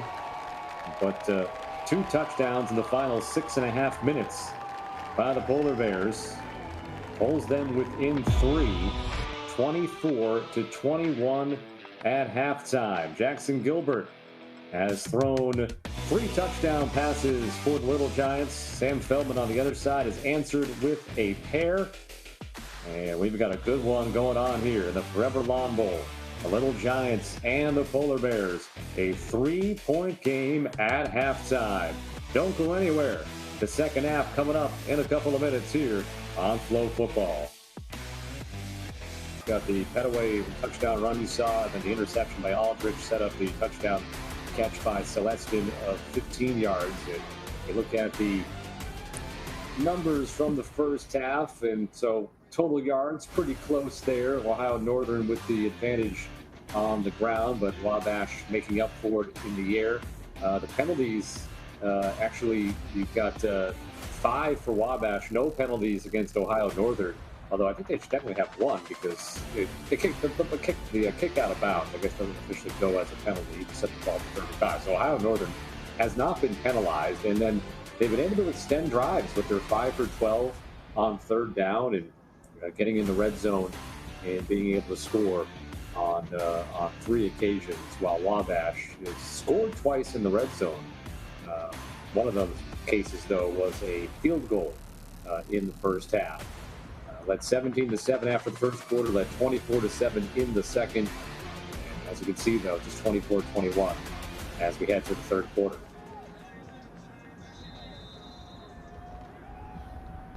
And Wabash will get the football to begin the third quarter. So look at second-year head coach Andy Freeze for Ohio Northern.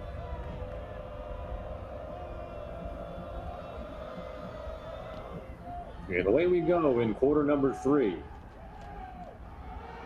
And we're going to run a little play off the kickoff return.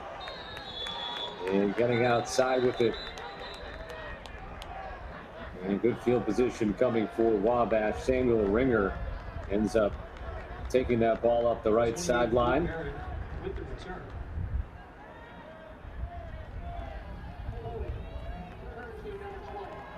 And a holding penalty, though, will be called on Wabash.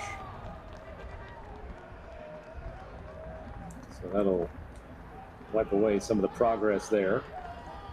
You know, Scott, if you're Ohio Northern right now, you got 2 blocked punts, and you're looking at the first half from from the lens.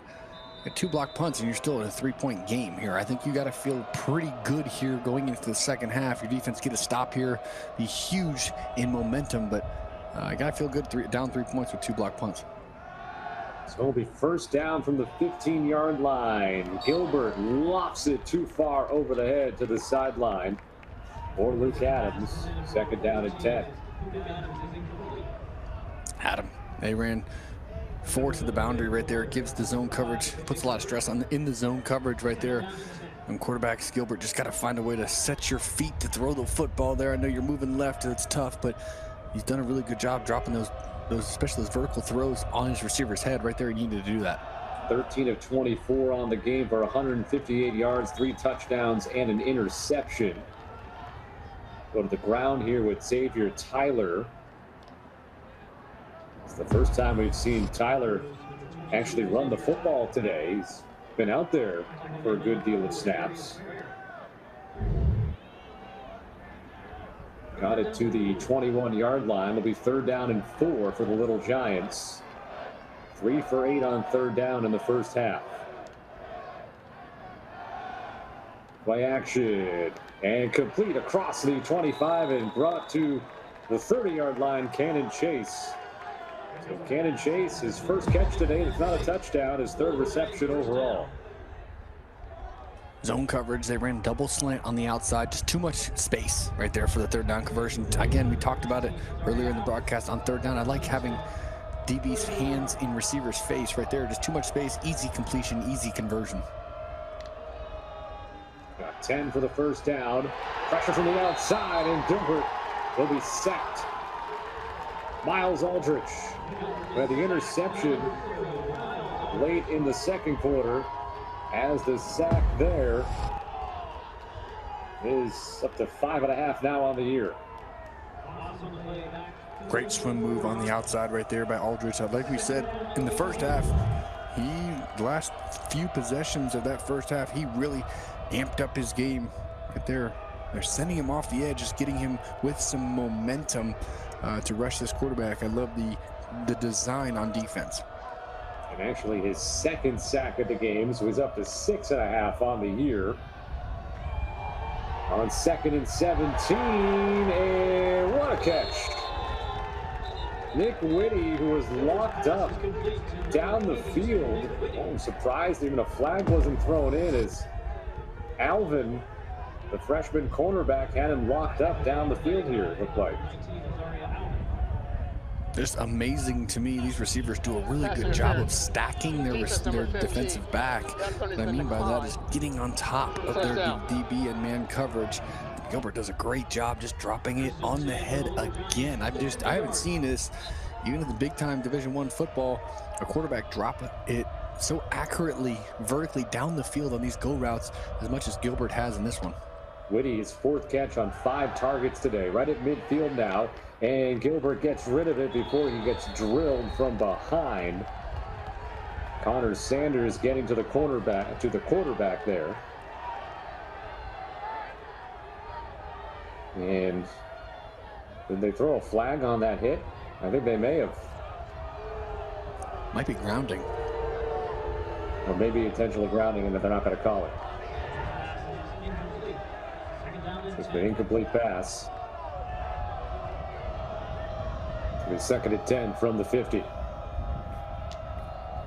First drive of the second half. Gilbert holding on like he's going to pass it. Connor Sanders ends up tripping him up.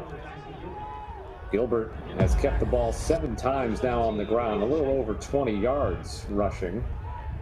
Of course, you lose yardage on the sacks in the college game, from the rushing side of things. Second time they've tried to run a full boot out to the non-dominant hand of the quarterback. I just don't like that, especially to the boundary. There's just not much room out there for him to kind of extend the play, find somebody open. On 3rd and 7, pump fake, and just throws it to the feet of Xavier Tyler to make it 4th down and 7. So the Ohio Northern defense, after allowing a couple of first downs, looks like forcing the Little Giants into a punting situation around midfield. Yeah, Ohio Northern snuffed out that running back screen from the start. Good job playing drop 7 coverage. They had a spy for the quarterback and a spy for the running back. The perfect call versus the halfback screen right there. Good job getting off the field on 3rd down.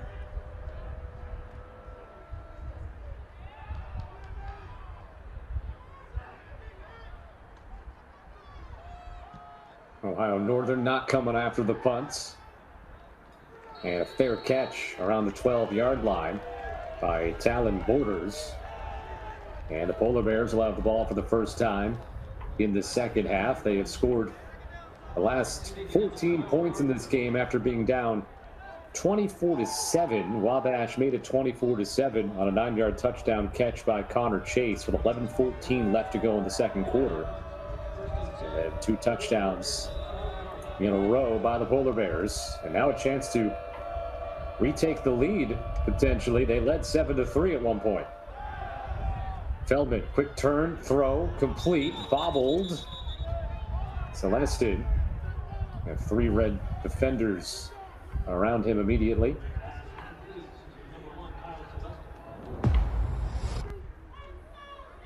Celestin just didn't really think he was going to get this football. Kind of just didn't see it clean, tried to run with it before he caught it.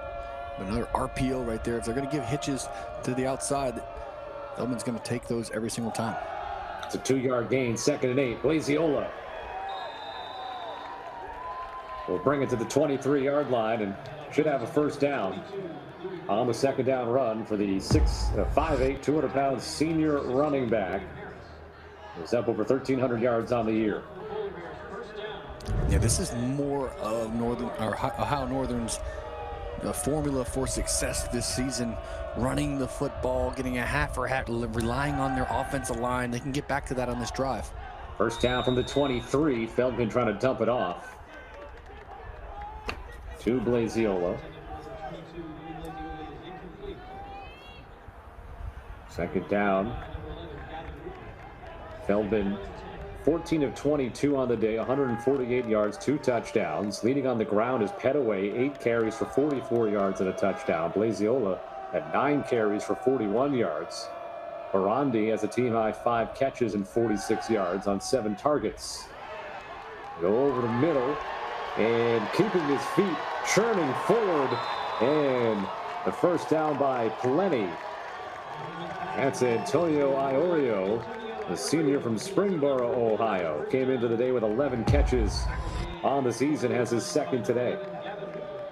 Yeah, 2 catches, and that's just an easy read for the quarterback. Zone coverage, the cover 2 Tampa. Find the stick route runner right there. Accurate throw equals run after catch. Good job there by Feldman. The 46 Feldman throwing off balance, and he finds Iorio again. Third catch of the day now for the 6'2", 210-pound senior. Wabash has got to be careful here, running too much zone coverage right now. They're getting these verticals down the field against cover 4. There's a weak spot right there on the sideline. If you can get some wheel routes out of the backfield right there, that's from the tight end perspective. Great job identifying it, but I love the calls here for Ohio Northern. False start. Office number 73, 5-yard penalty. This will be the first penalty of the game now on the Polar Bears. A false start will back them up 5 yards.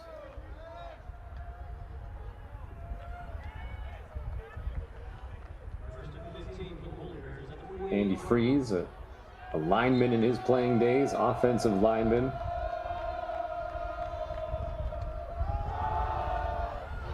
Blaziola on 1st and 15 will get it back a couple of yards beyond the original line of scrimmage, so a gain of 7.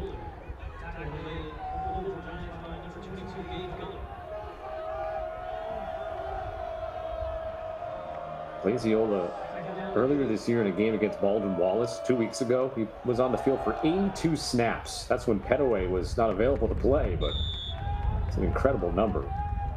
Another carry here. So he's durable. He's very durable, Brandon.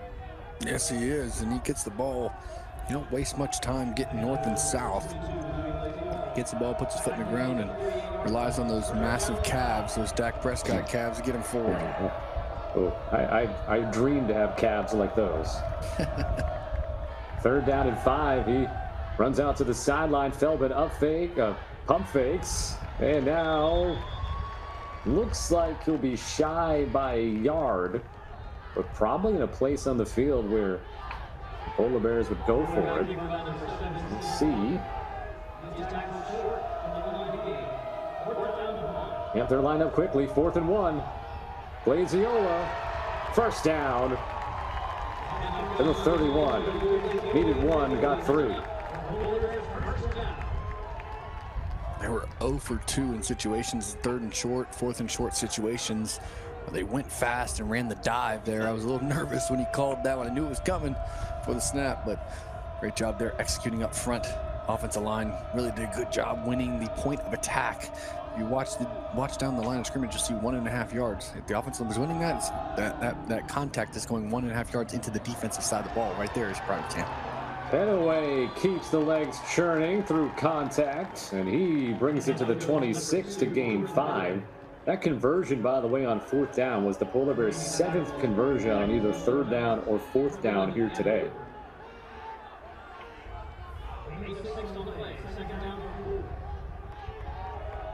Got 6 officially, 2nd and 4. Petaway stays in the backfield behind Feldman.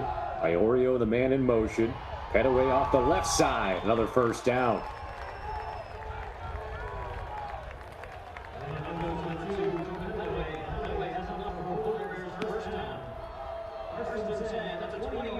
That's a 5th first down on the drive for the Polar Bears.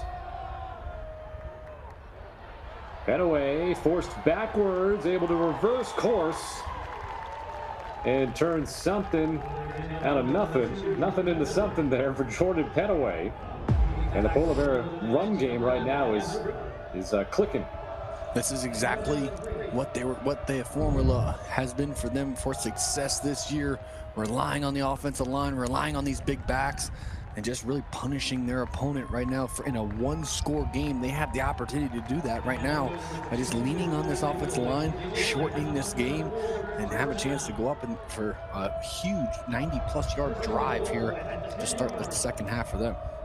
No time to breathe. Blaziola now carries it up the middle and gets the first down. It'll be first and goal at the 10-yard line. 13 plays and 78 yards on this drive. 9 rushes for 47 of those yards. Feldman, and the pass a little bit behind Celestin right at the goal line. Celestin just seems like he's a little bit surprised by these RPO passes. One high receiver. Yeah, I know it's not. It's probably a C ball in the A to F scale. But young receivers, when you get in one-on-one situations and that body hits you in the framework, got to make that catch. 9 rushes, 5 passes on this drive. Now a 10th rushing attempt, and it's swallowed up immediately. Blaziola with no gain. A tackle by Jerry McBee, and have a little giant who was down on the field. That's William Harris, sophomore linebacker from Indianapolis, who is getting back up on his feet before a 3rd down and goal in the midst of this 15-play Polar Bear drive that began with 11:49 to go in the quarter.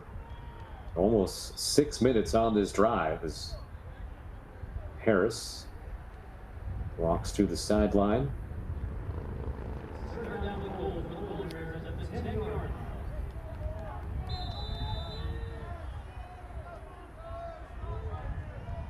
Third and goal as the clock churns below 6 minutes to play in a fast-moving third quarter.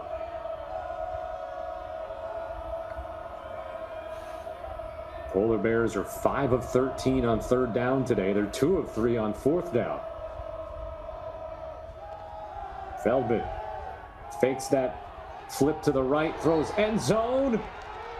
Intended for Barandi, was being face guarded by Michael Haywood. Never turned around to look at the ball, but also didn't seem to make any contact with the wide receiver. Ooh, I don't know. A little bit there. I don't know. I think that's a pass interference call. He didn't get his head around. I think that's the key. If you get your head around, I think that they can wave that flag. But right there, that really impeded the receiver from going back and making a reception on the ball. I think that's the termination of pass interference in my definition. This will be a 27-yard field goal to tie the game up. And it is good. Field goal by Cody Dykes. His 5th make on the year in 8 attempts. And Ohio Northern goes 78 yards on 17 plays on a drive that went over 6 minutes. 6 minutes and 18 seconds. They had to settle for the field goal. And they've tied the game up. 17 straight scored by the Polar Bears. Brand new ball game in Canton. We're tied at 24 in the Forever Lawn Bowl. Back in Canton, Ohio, Tom Benson Hall of Fame Stadium, Forever Lawn Bowl, part of the 2025 Open Doors Division III Bowl Series. Of course, coming up a little bit later today, the Extra Points Bowl between Westminster of Pennsylvania and Mount St. Joseph. But that one is way off in the distance right now with the way this one is going, Brandon. Is Ohio Northern, my apologies. Ohio Northern trailed 24-7 in this game. They got a stop around midfield to begin this third quarter and then march down the field, tie this game up with the field goal. So we start fresh here, Brandon, in the third quarter. Yeah, 0-0. 2 evenly matched teams. Good job by the bowl committee picking 2 teams that are very evenly matched. Really excited to see how Wabash responds here. Every time that they've hit some adversity, they've had a response in this football game. So excited to see what they can do. I think they need to lean on the run game a little bit more and tell their quarterback and his RPOs to start using the R in running the football here in the second half. Return from the 6-yard line and a big hit made on Connor Chase. Let's take another look. Nate Singara delivering the hit. Those hurt. Brandon Doughty, former quarterback at Western Kentucky, Conference USA Hall of Famer, draft pick of the Miami Dolphins. I'm Scott Sudikoff with none of those accolades to my name. As they run a little jet sweep with Luke Adams trying to stiff arm his way free. And Darius Barrett just taking the hand to the face all the way to the sideline and says, "No, sir, Luke Adams, you are not going anywhere. No game."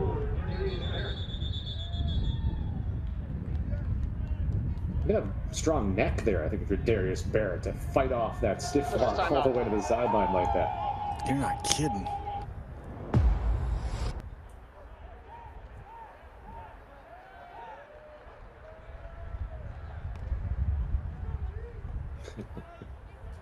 I'm surprised he didn't get called face mask of that strong of a Derrick Henry stiff arm he just gave.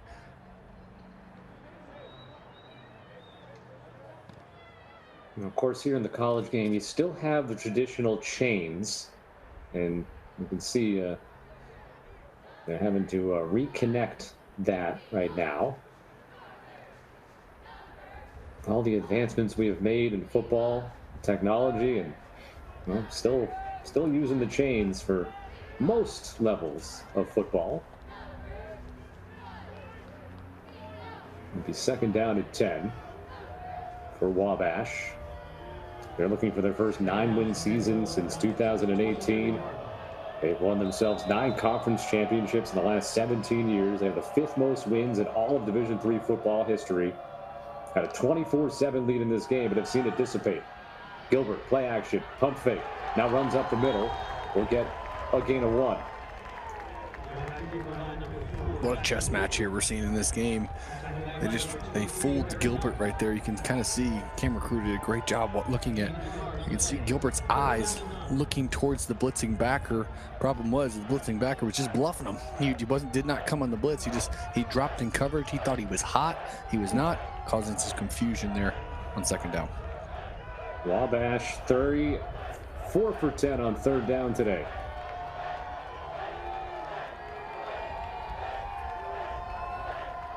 To the Ohio Northern side, doing calisthenics before this third down play, and Aldrich is going to team up and pick up a half sack. Got to see who that other man was. Either way, it's a big loss, and fourth down. Aldrich off one end and up the middle with Luke Zeeble, the nose tackle. I tell you what, Miles Aldridge has shown up on the film consistently here. About 4 or 5 possessions in a row, he's made an impact play. He's made the biggest one of the game there on the sack on third down. 3rd sack overall for the Ohio Northern defense. And Aldrich has been involved in all 3 of them. Credited with 2.5 and sharing the sack there with 5th-year senior Luke Zeeble. And now the Polar Bears have the football in a tied game. And they're going to return to the lead after this defensive stand by the Polar Bear defense. Their offense takes back over. We return here at the Forever Lawn Bowl. For the first time they have the football and now take over on their own 38, looking to grab the lead back. Feldman fakes the give to Petaway and then able to get rid of it before he is sacked by Jerry McBee, a 3rd-team all-conference player for Wabash. Feldman's been really good, though, Brandon. He has. He's done a really good job making decisive decisions, playing within the offense. He's not gotten bored taking a profit. What I mean by that is just taking completions and just finding the open receiver, making the smart, maybe not the sexiest play at all times, but making the plays that win you football games. And he's done that and given them a chance to be in a 0-0, 24-24 football game right now. And he's played a huge part in that. Petaway the carry on second down. It's a Polar Bear team that coming into the game today has only turned it over 5 times this season. They've lost 2 fumbles, 3 interceptions, had a fumble earlier that they recovered. And of course, they had a couple of punts blocked today. 3rd down and 6. And that pass behind the intended target, Keegan Wilson, who was slanting towards the middle of the field. The coverage by Michael Haywood, senior from Greenwood, Indiana. And the Polar Bears go 3 and out on this possession, so Wabash getting a much-needed defensive stop. Yeah, not much rhythm on that drive. I didn't like the first play call. I did not like the third play call, obviously, but inside receiver in the double slant, he's got to cross the face of his flat defender to try to get his eyes. I think the quarterback just predetermined he was going to throw that ball outside, allowing the defense to rally to it.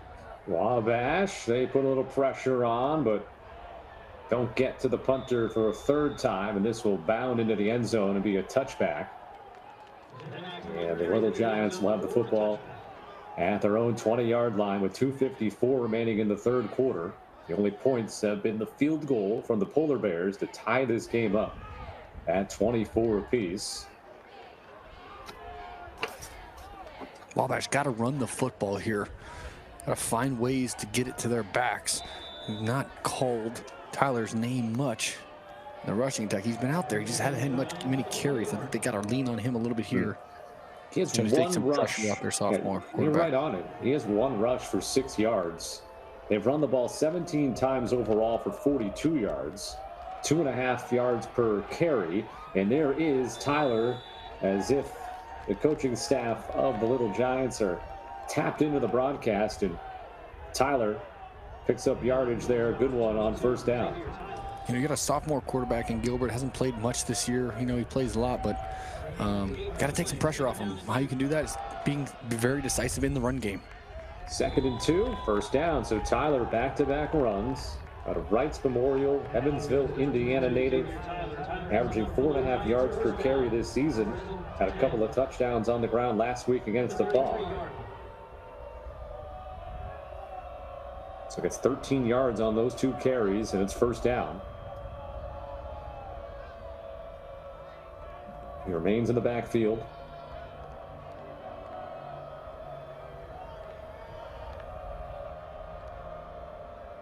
It's Carson Chad, a tight end in motion. Now Tyler off the right side and almost got away fully from Connor Sanders, but still picks up 7. So all of a sudden, Xavier Tyler with a couple of big runs. 2nd and 3. Gilbert throws this time. It has Luke Adams. Adams, 7 catches on 12 targets in this game, and he'll be up over 100 yards now on the day. The beauty of running the football is you get off and soft coverage on the outside right there. Gilbert can make those throws, easy throws to the sideline right there with an accurate one.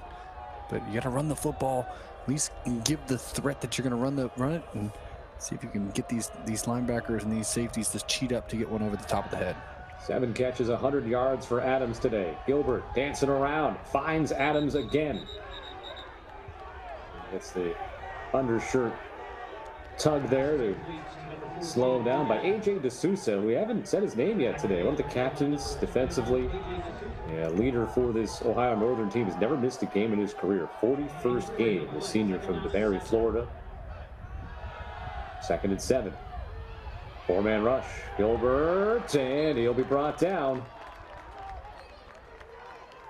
A couple of different Polar Bears. There's Colton Berner, a first-year starter. Senior.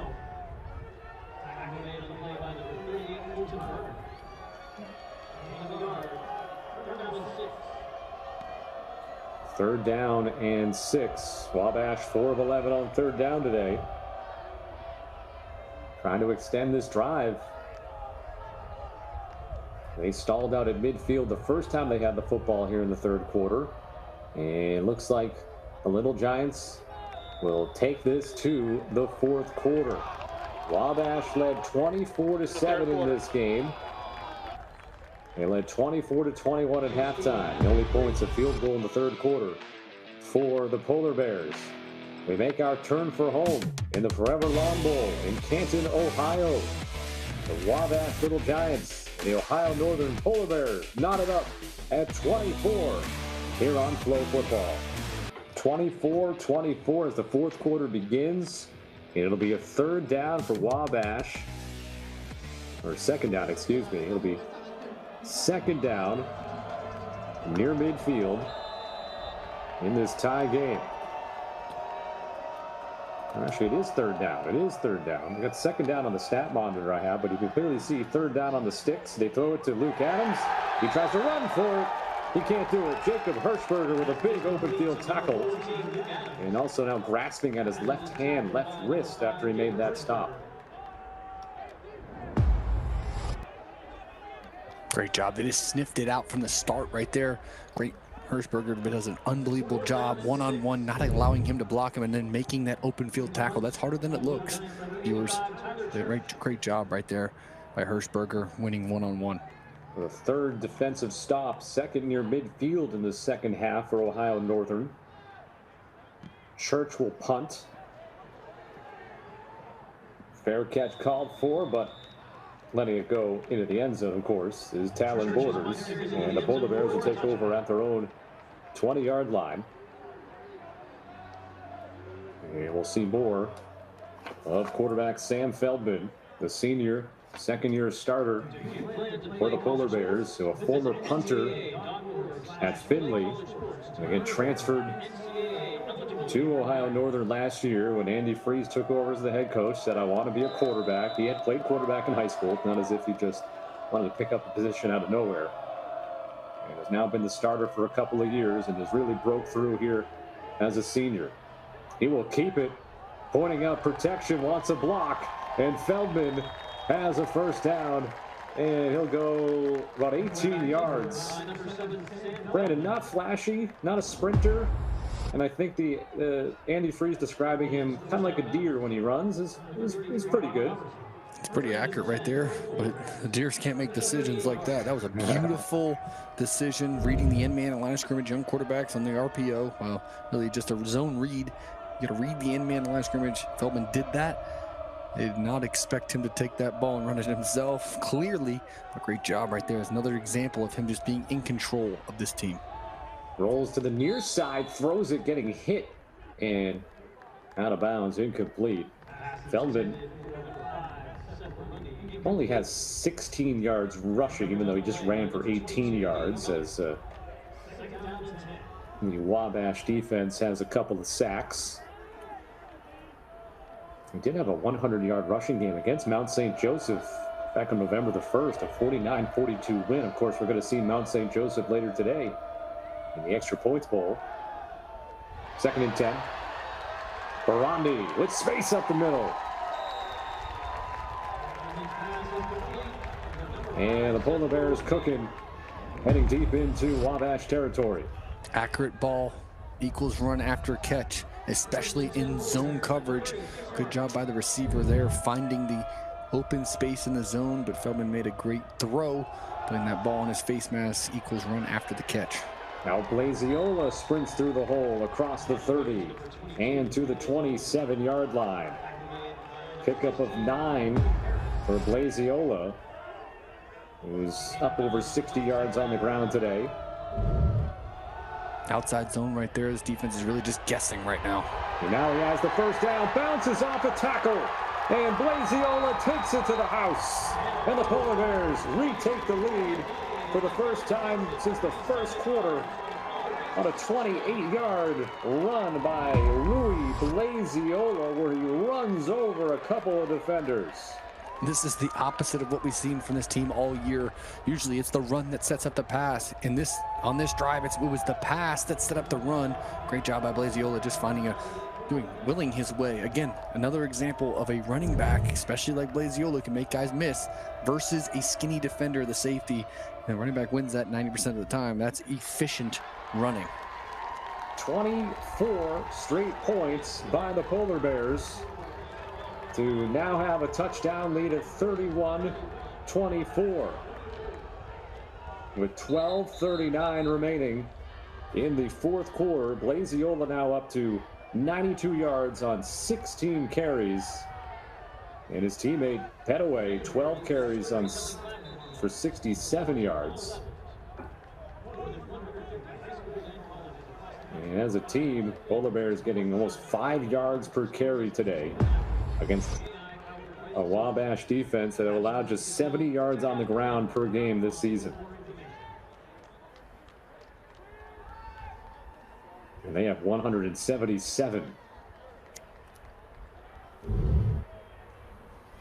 The craziest part is they're going to surpass their average of 214, 212 rushing a game this year, which has been incredible. So, well-executed football team. I think they've done a good job mixing with run and pass, but Feldman's just really controlled this game and not enabled them to not run into bad looks.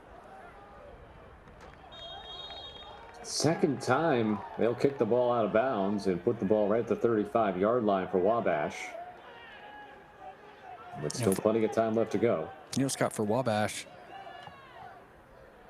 I think they got to get back to the ground game. I think when you think about that last drive, when it started to sputter, I think they were throwing it way too much. RPO, just got to run the football in these RPO situations and give it to Tyler. Allow them to lean on the run game. I know this Ohio Northern defense is stout versus the run, but I think if you don't have the threat, you abandon it completely, you just set yourself up to be one-dimensional, and I think that's when turnovers happen. That's when bad decisions happen, especially with a sophomore quarterback. Jackson Gilbert making his first start this season. He's played in all 10 games. Coming into today, 18 of 31, 203 yards, 3 touchdowns, 1 INT. He'll throw it to the near side, and coming back to make the catch is Cannon Chase, his 4th reception of the day. He has 2 touchdowns so far, senior. And a good play on first down.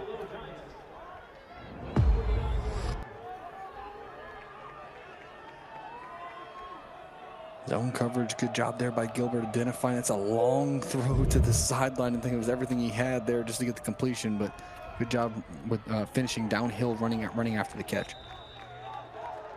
Now we see Cole Dickerson for the first time in a while on the ground. His 5th carry. He has the most carries outside of Gilbert, who has run the ball 10 times.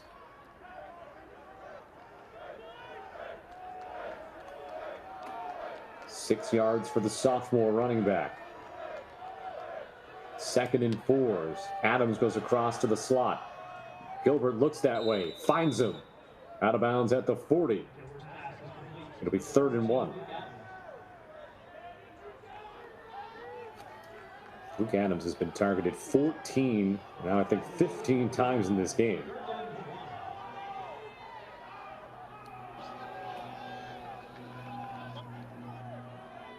Third and 1 coming here.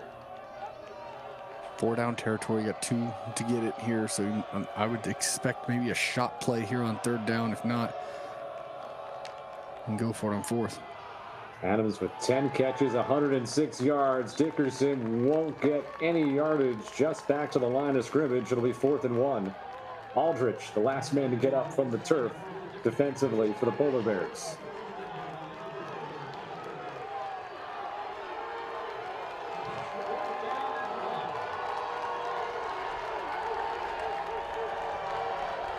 Huge play early here in the 4th quarter.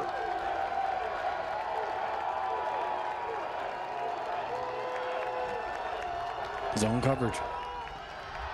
Gilbert, play action, throws forward, incomplete. Broken up by Hirschberger, intended for Adams. Turnover on downs by Wabash. They fooled me. It was man coverage all the way. They actually didn't run.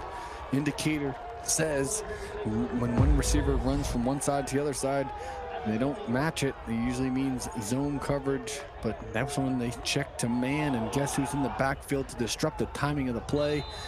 Aldridge again. Yeah, Aldridge almost got home there to the quarterback Gilbert right before that throw. And Hirschberger says he put him in a box and makes the play. Junior from Lima, Ohio, out of Allen East High School with the pass breakup. First down and 10 for the Polar Bears at their own 40. Petaway. A short gain on his 13th carry of the game. He's about 68 yards, has a touchdown. As the Polar Bears have amassed 177 yards on the ground against a defense in Wabash that has allowed 70 per game all season, 17th best in that category in the nation. Polar Bears, though, average 215 yards on the ground per game. Petaway dances through. Got to the 45. We're about 3rd down and 3, 3rd down and 4 for Ohio Northern. Just impressed with the way Ohio Northern has run the football, but I think they win. The stats are shown to be 212 yards rushing a game because they wear people out in the first half. It's a prime example of them getting to those chunk plays here in the second half. Feldman trying to stay away from the sack, but he's eventually brought down by Brody Fry. First team All-NCAC defensive end with a big play. His 8th sack of the season. It just rushed forward. The offensive line thought this thing was going to get out of his hands quickly. It did not, especially when you're trying to cut defenders. You can't hold the ball, young quarterbacks got to find a way to get the ball out of your hand in the quick game if the offensive line thinks it's quick game. So that's what can happen. 3rd sack of the game for the Wabash defense, and it comes at a key moment here as Ohio Northern will go 3 and out. And again, almost getting home to the punt. Pressure again as that punt goes out of bounds and will be spotted around the 30-yard line. And that's where the Little Giants will take over. 8:36 to go in the 4th quarter in a 1-score game at the Forever Lawn Bowl. Low block. Just as we were going to break there, and there was a penalty on Ohio Northern, an illegal block below the waist during the trying to protect on the punt. So that's going to add 15 yards. And Wabash is going to take over now on their own 45 with 8:36 left to go. In the second half, they have not been able to get much going in the 3rd and 4th quarter combined here. I'm trying to find the breakdown here. Just, the offense. I mean, we see with our eyes, Brandon, the offense for Wabash in the second half just has not been where it was in the first half. It is not. I think they've been a little bit out of sync. I think they're going to lean on the run game a little bit more. Stop throwing the ball on 1st and 2nd down as much. Got a run with Xavier Tyler on 1st down. So in the second half, Wabash before this play here, just 87 yards, 23 on the ground and 64 in the air. In the first half, of course, they had 239 yards. Both teams have made some adjustments on the defense side of the ball at the halftime break. I think that's pretty apparent. But also at the same time, I think these quarterbacks need to do a little bit better job of getting their team in a better situation run game wise and making decisive decisions with the football in the pass game. Tyler gets stuck behind one of his linemen. Number 71 there, right guard Atticus Blank, junior from Terre Haute. It'll be 3rd down. See Colton Berner, who goes out on these situations, and sometimes see sophomore Daniel Seaton come in as a nickel linebacker to be there in coverage. Number 47, he's right there in the middle next to Aldridge. On a movement by the Polar Bear defense. Looking like they're bringing 6, but they only come with 4. Gilbert throwing for it all, and it's picked off.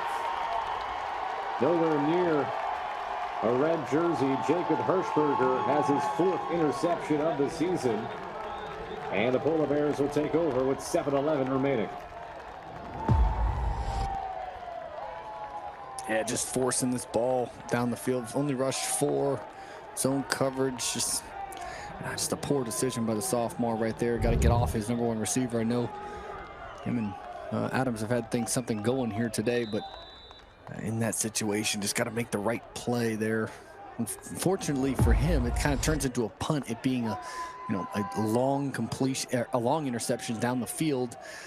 So you're kind of playing the field position battle, but yeah, I just hate to see that decision there from the young guy. Got to get off that, get to your check down. He had thrown no interceptions over 48 passes coming into the day today, and he's thrown 2 overall in this one, 20 of 35 for 222 yards and 3 touchdowns. And as you said, though, if that falls incomplete, you're probably punting anyways and putting Ohio Northern in a similar spot. And now a good play defensively on 1st down. putting the Polar Bears behind the chains. 2nd down and 11. Need the Wabash defense to step up again if you are a Little Giant fan. Laziola is stacked up. Will get a couple of yards and bring up 3rd down and 9. So this stout Wabash run defense is stepping up right now. Yeah, you know, they've been stout when rush has been the highest priority, if that makes sense. So if they knew the opposite team, or Ohio Northern was going to run the football, their run defense was good. But I think that was an opportunity for Ohio Northern to take a shot down the field on 1st down there. Maybe run a little play action to get somebody wide open down the field. I think all 3 linebackers were met at the line of scrimmage there. Missed opportunity. 3rd and 9, 4-man rush, and the pass will be short. Celestin in the vicinity as he went out beyond the sticks, but the pass landed in front of that 1st down marker, and a quick 3 and out forced by Wabash again. So that interception proves to not be too big of an issue. And you also, Feldman, that looked like he was a little hobbled on the way to the sideline there. And 4th down is the most important play because these blocked punts they've had. See if they can execute here. Get this thing off cleanly. First 2 punts of the game by Serdinak were blocked. Been close a couple of other occasions. This will bounce at the 45 and take a Polar Bear roll to the 36. Wabash will begin there. 5:45 to go, trailing 31-24. So look in the offensive huddle for the Little Giants. You know, Wabash needs a little spark here on offense. They need to. I'm praying that they have a counter to these. You know, they were running that direct snap to the running back and getting the sprint out. Then they threw it with the running back. See if they have a little wrinkle or a sprinkle that they can throw in here to try to confuse this defense. Try to set up a screen with Cole Dickerson, but Gilbert was being chased by 2 defenders. Of course, that's what you do in those situations. You let the defenders come through, but they were on it a little too quick. Yeah, Jeff Brom's pet peeve in the screen game was if the offensive line got out too quickly. We used to make those guys have a 1 count before they were able to get out on the screens. But change the footwork there. They just kind of was a bull rush all the way through. 2nd and 10. Dickerson out of bounds around the 40. Be a 3rd down and medium. Certainly now down by a touchdown. 5.5 minutes left. Might be 4 down situation here, but you do have 3 timeouts left, and your defense has been playing better. So obviously want to convert here if they can. On 3rd down and 6. Have to get it to the 46. 4:14 on 3rd down for Wabash. Gilbert looking forever. Nowhere to go. And he's sacked all the way back at the 26-yard line. And who else is involved but Miles Aldrich? Wow. This is just a coverage sack here. Nobody open down the field. Clock is run out. What a great job by Aldridge. Like I said, he's been showing up on film all 2nd half. Amazing game by him. Those are the numbers coming into today, but now he's up to, I think, 3.5 sacks for the day. So he went from 4.5 for the season and added 3.5 sacks in this game alone. Fair catch, Talon Borders. And Ohio Northern's going to get another chance here to, really to win this game. They keep getting this opportunity to put a final score on the board here and put this one in the win column, or at least put it closer to the win column. But the Wabash defense has been able to force a couple of 3 and outs. My script would be run, outside zone run here. Try to get one of their running backs to the edge, get a 4 or 5 yard play there, 6-yard play, and then take a shot down the field. One of these receivers, they're going to be one-on-one. They cannot play 2 shell coverage. They're going to have to play 1 shell to get somebody in the box, try to help the run game a little bit. So that'll be my script. 3 of the 6 Ohio Northern possessions in this second half have been 3 and out.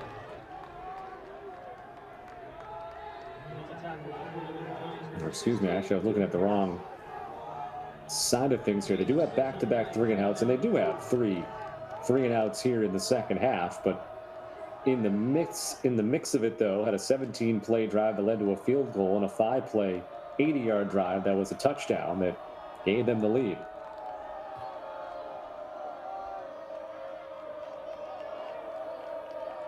Prime spot for play action right here. Pettaway got 6 on first down. 2nd and 4. They'll just keep it on the ground with Pettaway.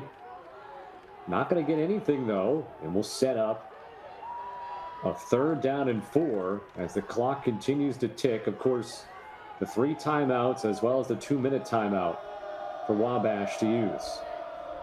You know, Scott, hear me out here. You know, you got 2nd and 4 situation where you can really essentially score and put this game away. You got the whole linebacking crew in the backfield making a negative 1-yard stop. And I just think that you could get a free chance to get a one-on-one or something to get an explosive play there on 2nd down and try to put this thing away.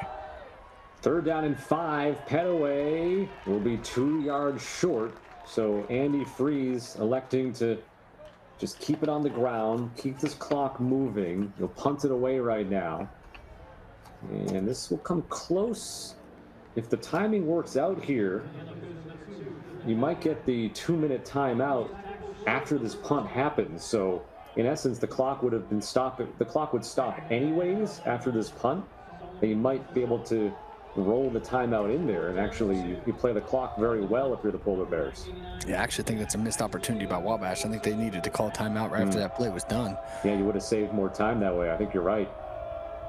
Because now this punt, unless it's the quickest punt of all time, is going to happen. The play is going to end, and there's going to be, he called a fair catch there, and he gets tackled immediately at, 2 minutes.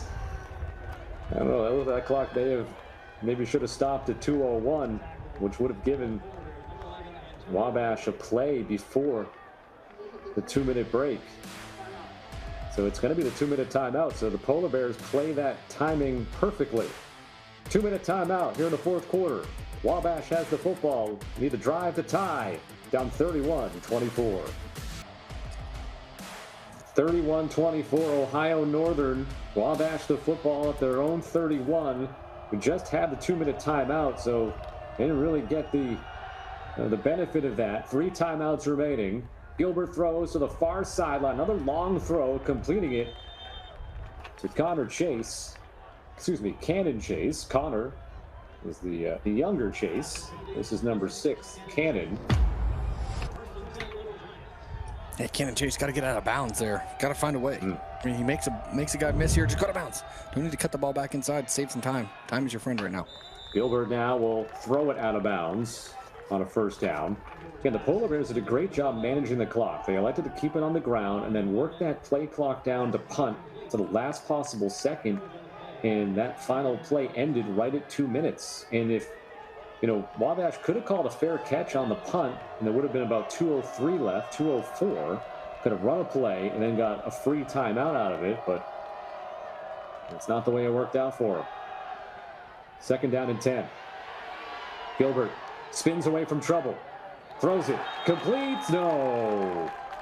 In and out of the hands of Cannon Chase, since Gilbert did a really good job to keep that play alive. We do have a flag down near the backfield. This 2 shell is really causing confusion for Gilbert. They've changed the coverage up. They're playing a little bit at quarters on one side, 2-man on the other side, also playing cover 2 on one side, 4 on the other side. And now that'll be a devastating penalty. And it'll move it back 10 yards. A holding penalty on Wabash. You can see here Gilbert's eyes are just all over the place. Starting left, going right, back to left. He's a little bit confused with the coverages that he's seeing right here. Good job. Credit to Ohio Northern there for mixing it up. Couldn't tell who they called that on. Now it's 2nd down and 20. Looked like it was 74 Trey Herring got called for at the left tackle. Gilbert over the middle, complete, turning upfield. First down. Close to the first down. That's the soft spot. Young quarterbacks, you got two shell coverage. Middle of the field is wide open. If linebackers are not getting depth, you got to beat him with the ball. Gilbert does a good job there. A little late, but gets it to him. That was Dominic Barnett setting up a 3rd down and 2. And a diving pass breakup by Darius Barrett. Intended for Cannon Chase. And it's 4th down and 2. I like the decision there. You finally get one high. They tried to decide to try to send some pressure. But I think that's a back shoulder throw one-on-one, but great individual effort right there on the outside. Just winning one-on-one, but I think that was an opportunity for a little back shoulder throw. Get that completion. Barrett a little shaken up, but he's staying out on the field for a 4th down and 2. Wabash 1 for 2 on 4th down today. They still have their 3 timeouts left, but... And now Ohio Northern will use one of their 3 timeouts with 63 seconds to go for a 4th down and 2 that could decide the game right now. Yeah, I think you're going to have to find a way. So here's 2 things, 2-headed sword here. I'm putting Aldridge on to the field. I think that's the best opportunity, or to the quarterback's dominant hand. I think 4th and 2, you're thinking man coverage. You're going to try to roll Gilbert out, give him a chance to throw it, or use his legs to pick up the 1st down. But if you have Aldridge, who's been a sack machine, setting the edge to the field, I think that gives you the best opportunity to create some havoc and maybe mess up the timing in the backfield to try to extend this play. So I think that from the offensive side of the ball, they have to identify where Aldridge is here. He has been wrecking this game here in the second half. Got to find out where he is, maybe double team him, get him a chip, leave a tight end in there to maybe throw him off, and the running back chips him at the line of scrimmage, double team him. Got to find a way to make sure that he is not the one that makes the play in the backfield here on 4th and 2. Number 0 in white, 6 tackles today, 5 of them solo, 3.5 sacks, and an interception. He's on the near side of the screen right now, off the left edge of the Ohio Northern defense. 4th down and 2. Here he goes. Gilbert steps up into the hole that was vacated by Aldridge a bit, and he has the 1st down. Great call. They knew he was going to do that, countered it with a little trap play, trapped him, and just ran the quarterback in there. What a phenomenal call by Wabash. 1st and 10 from the 47. Gilbert passes near side, complete, but a tackle immediately made on Rowan Durbin. Timeout. Wabash, they're first. Wabash will use one of the timeouts as Hirschberger got right there to make the tackle immediately in the field of play. So forcing Wabash to use the timeout before 2nd down with 43 seconds to go and a touchdown needed. Gain of 3. Like the decision there by Gilbert, just taking a profit, just taking a completion. You don't go broke, taking a profit right there, just getting the ball to the sideline, giving his receiver a chance to get out of bounds there. But that's the beauty of having 3 timeouts, or having their timeouts held, and being to me that's a product of executing high all the way through to be able to preserve your timeouts for when you need them here most. So now you have the advantage. 44 seconds is an eternity in college football. You get a 1st down, clock stops for a little brief bit, so you can use the entire field here. Even the quarterback's legs are an option. 2nd and 7 from the 44. Gilbert again dumps it off near side. Cole Dickerson, he's out of bounds. Let's see where they spot it. Around the 40. Should be about a 3rd and 3.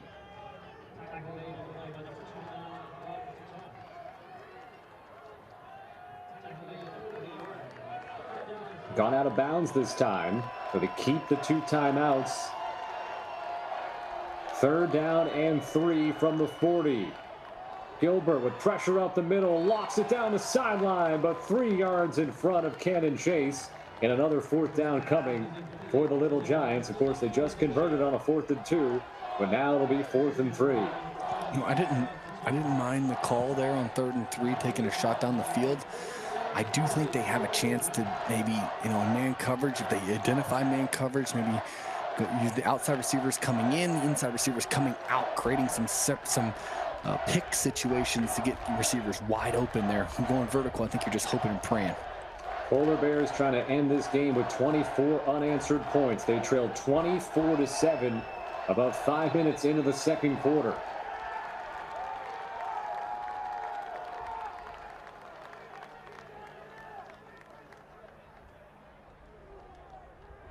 Don't tell me it's offsides. Oh, I think they got a false start. Yes, they do. Looked like showing what they did. False start. Junior Ariano. 67. Little shimmy on the offensive line. And now it'll be 4th down and 8. And so in a situation where 4th and 3, you could, in theory, keep it on the ground like they did on 4th and 2. But now 4th and 8, you are backed against the wall. We're going to have to throw. Got to find number 0. He's to the field again. Find a way to double team him. Find a way to get him on the edge with a little chip. I know he's going to be coming from depth, so he's going to build some speed for your tackles.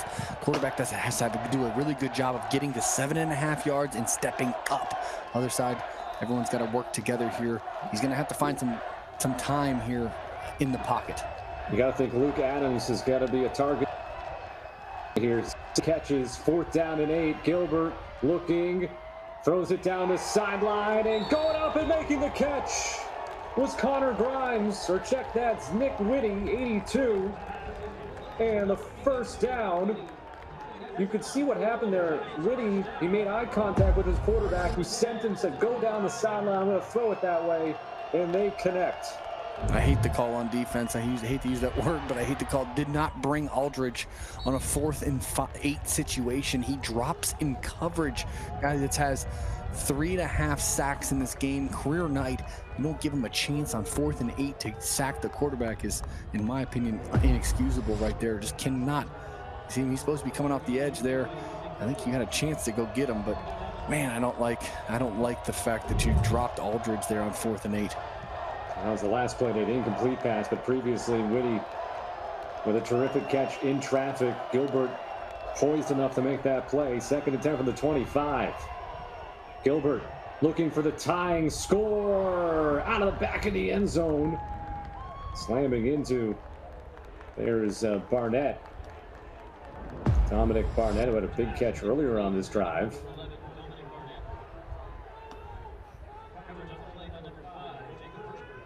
Wow, almost. Dun-dun-dun, dun-dun-dun. Right there, but great throw right there down the field. 15 seconds left. You can use the entire field. Check downs okay. Running backs okay to throw it to the middle of the field. As long as you get a timeout quickly, just try to get half here. Make this a 4th and manageable situation. Get you 2 shots at the touchdown. 3rd down and 10. Gilbert feeling the pressure, and he able to dump it off to Dickerson. And a timeout called by Wabash. It'll be 4th down. Just a full screen called here. 100%. Big number 71.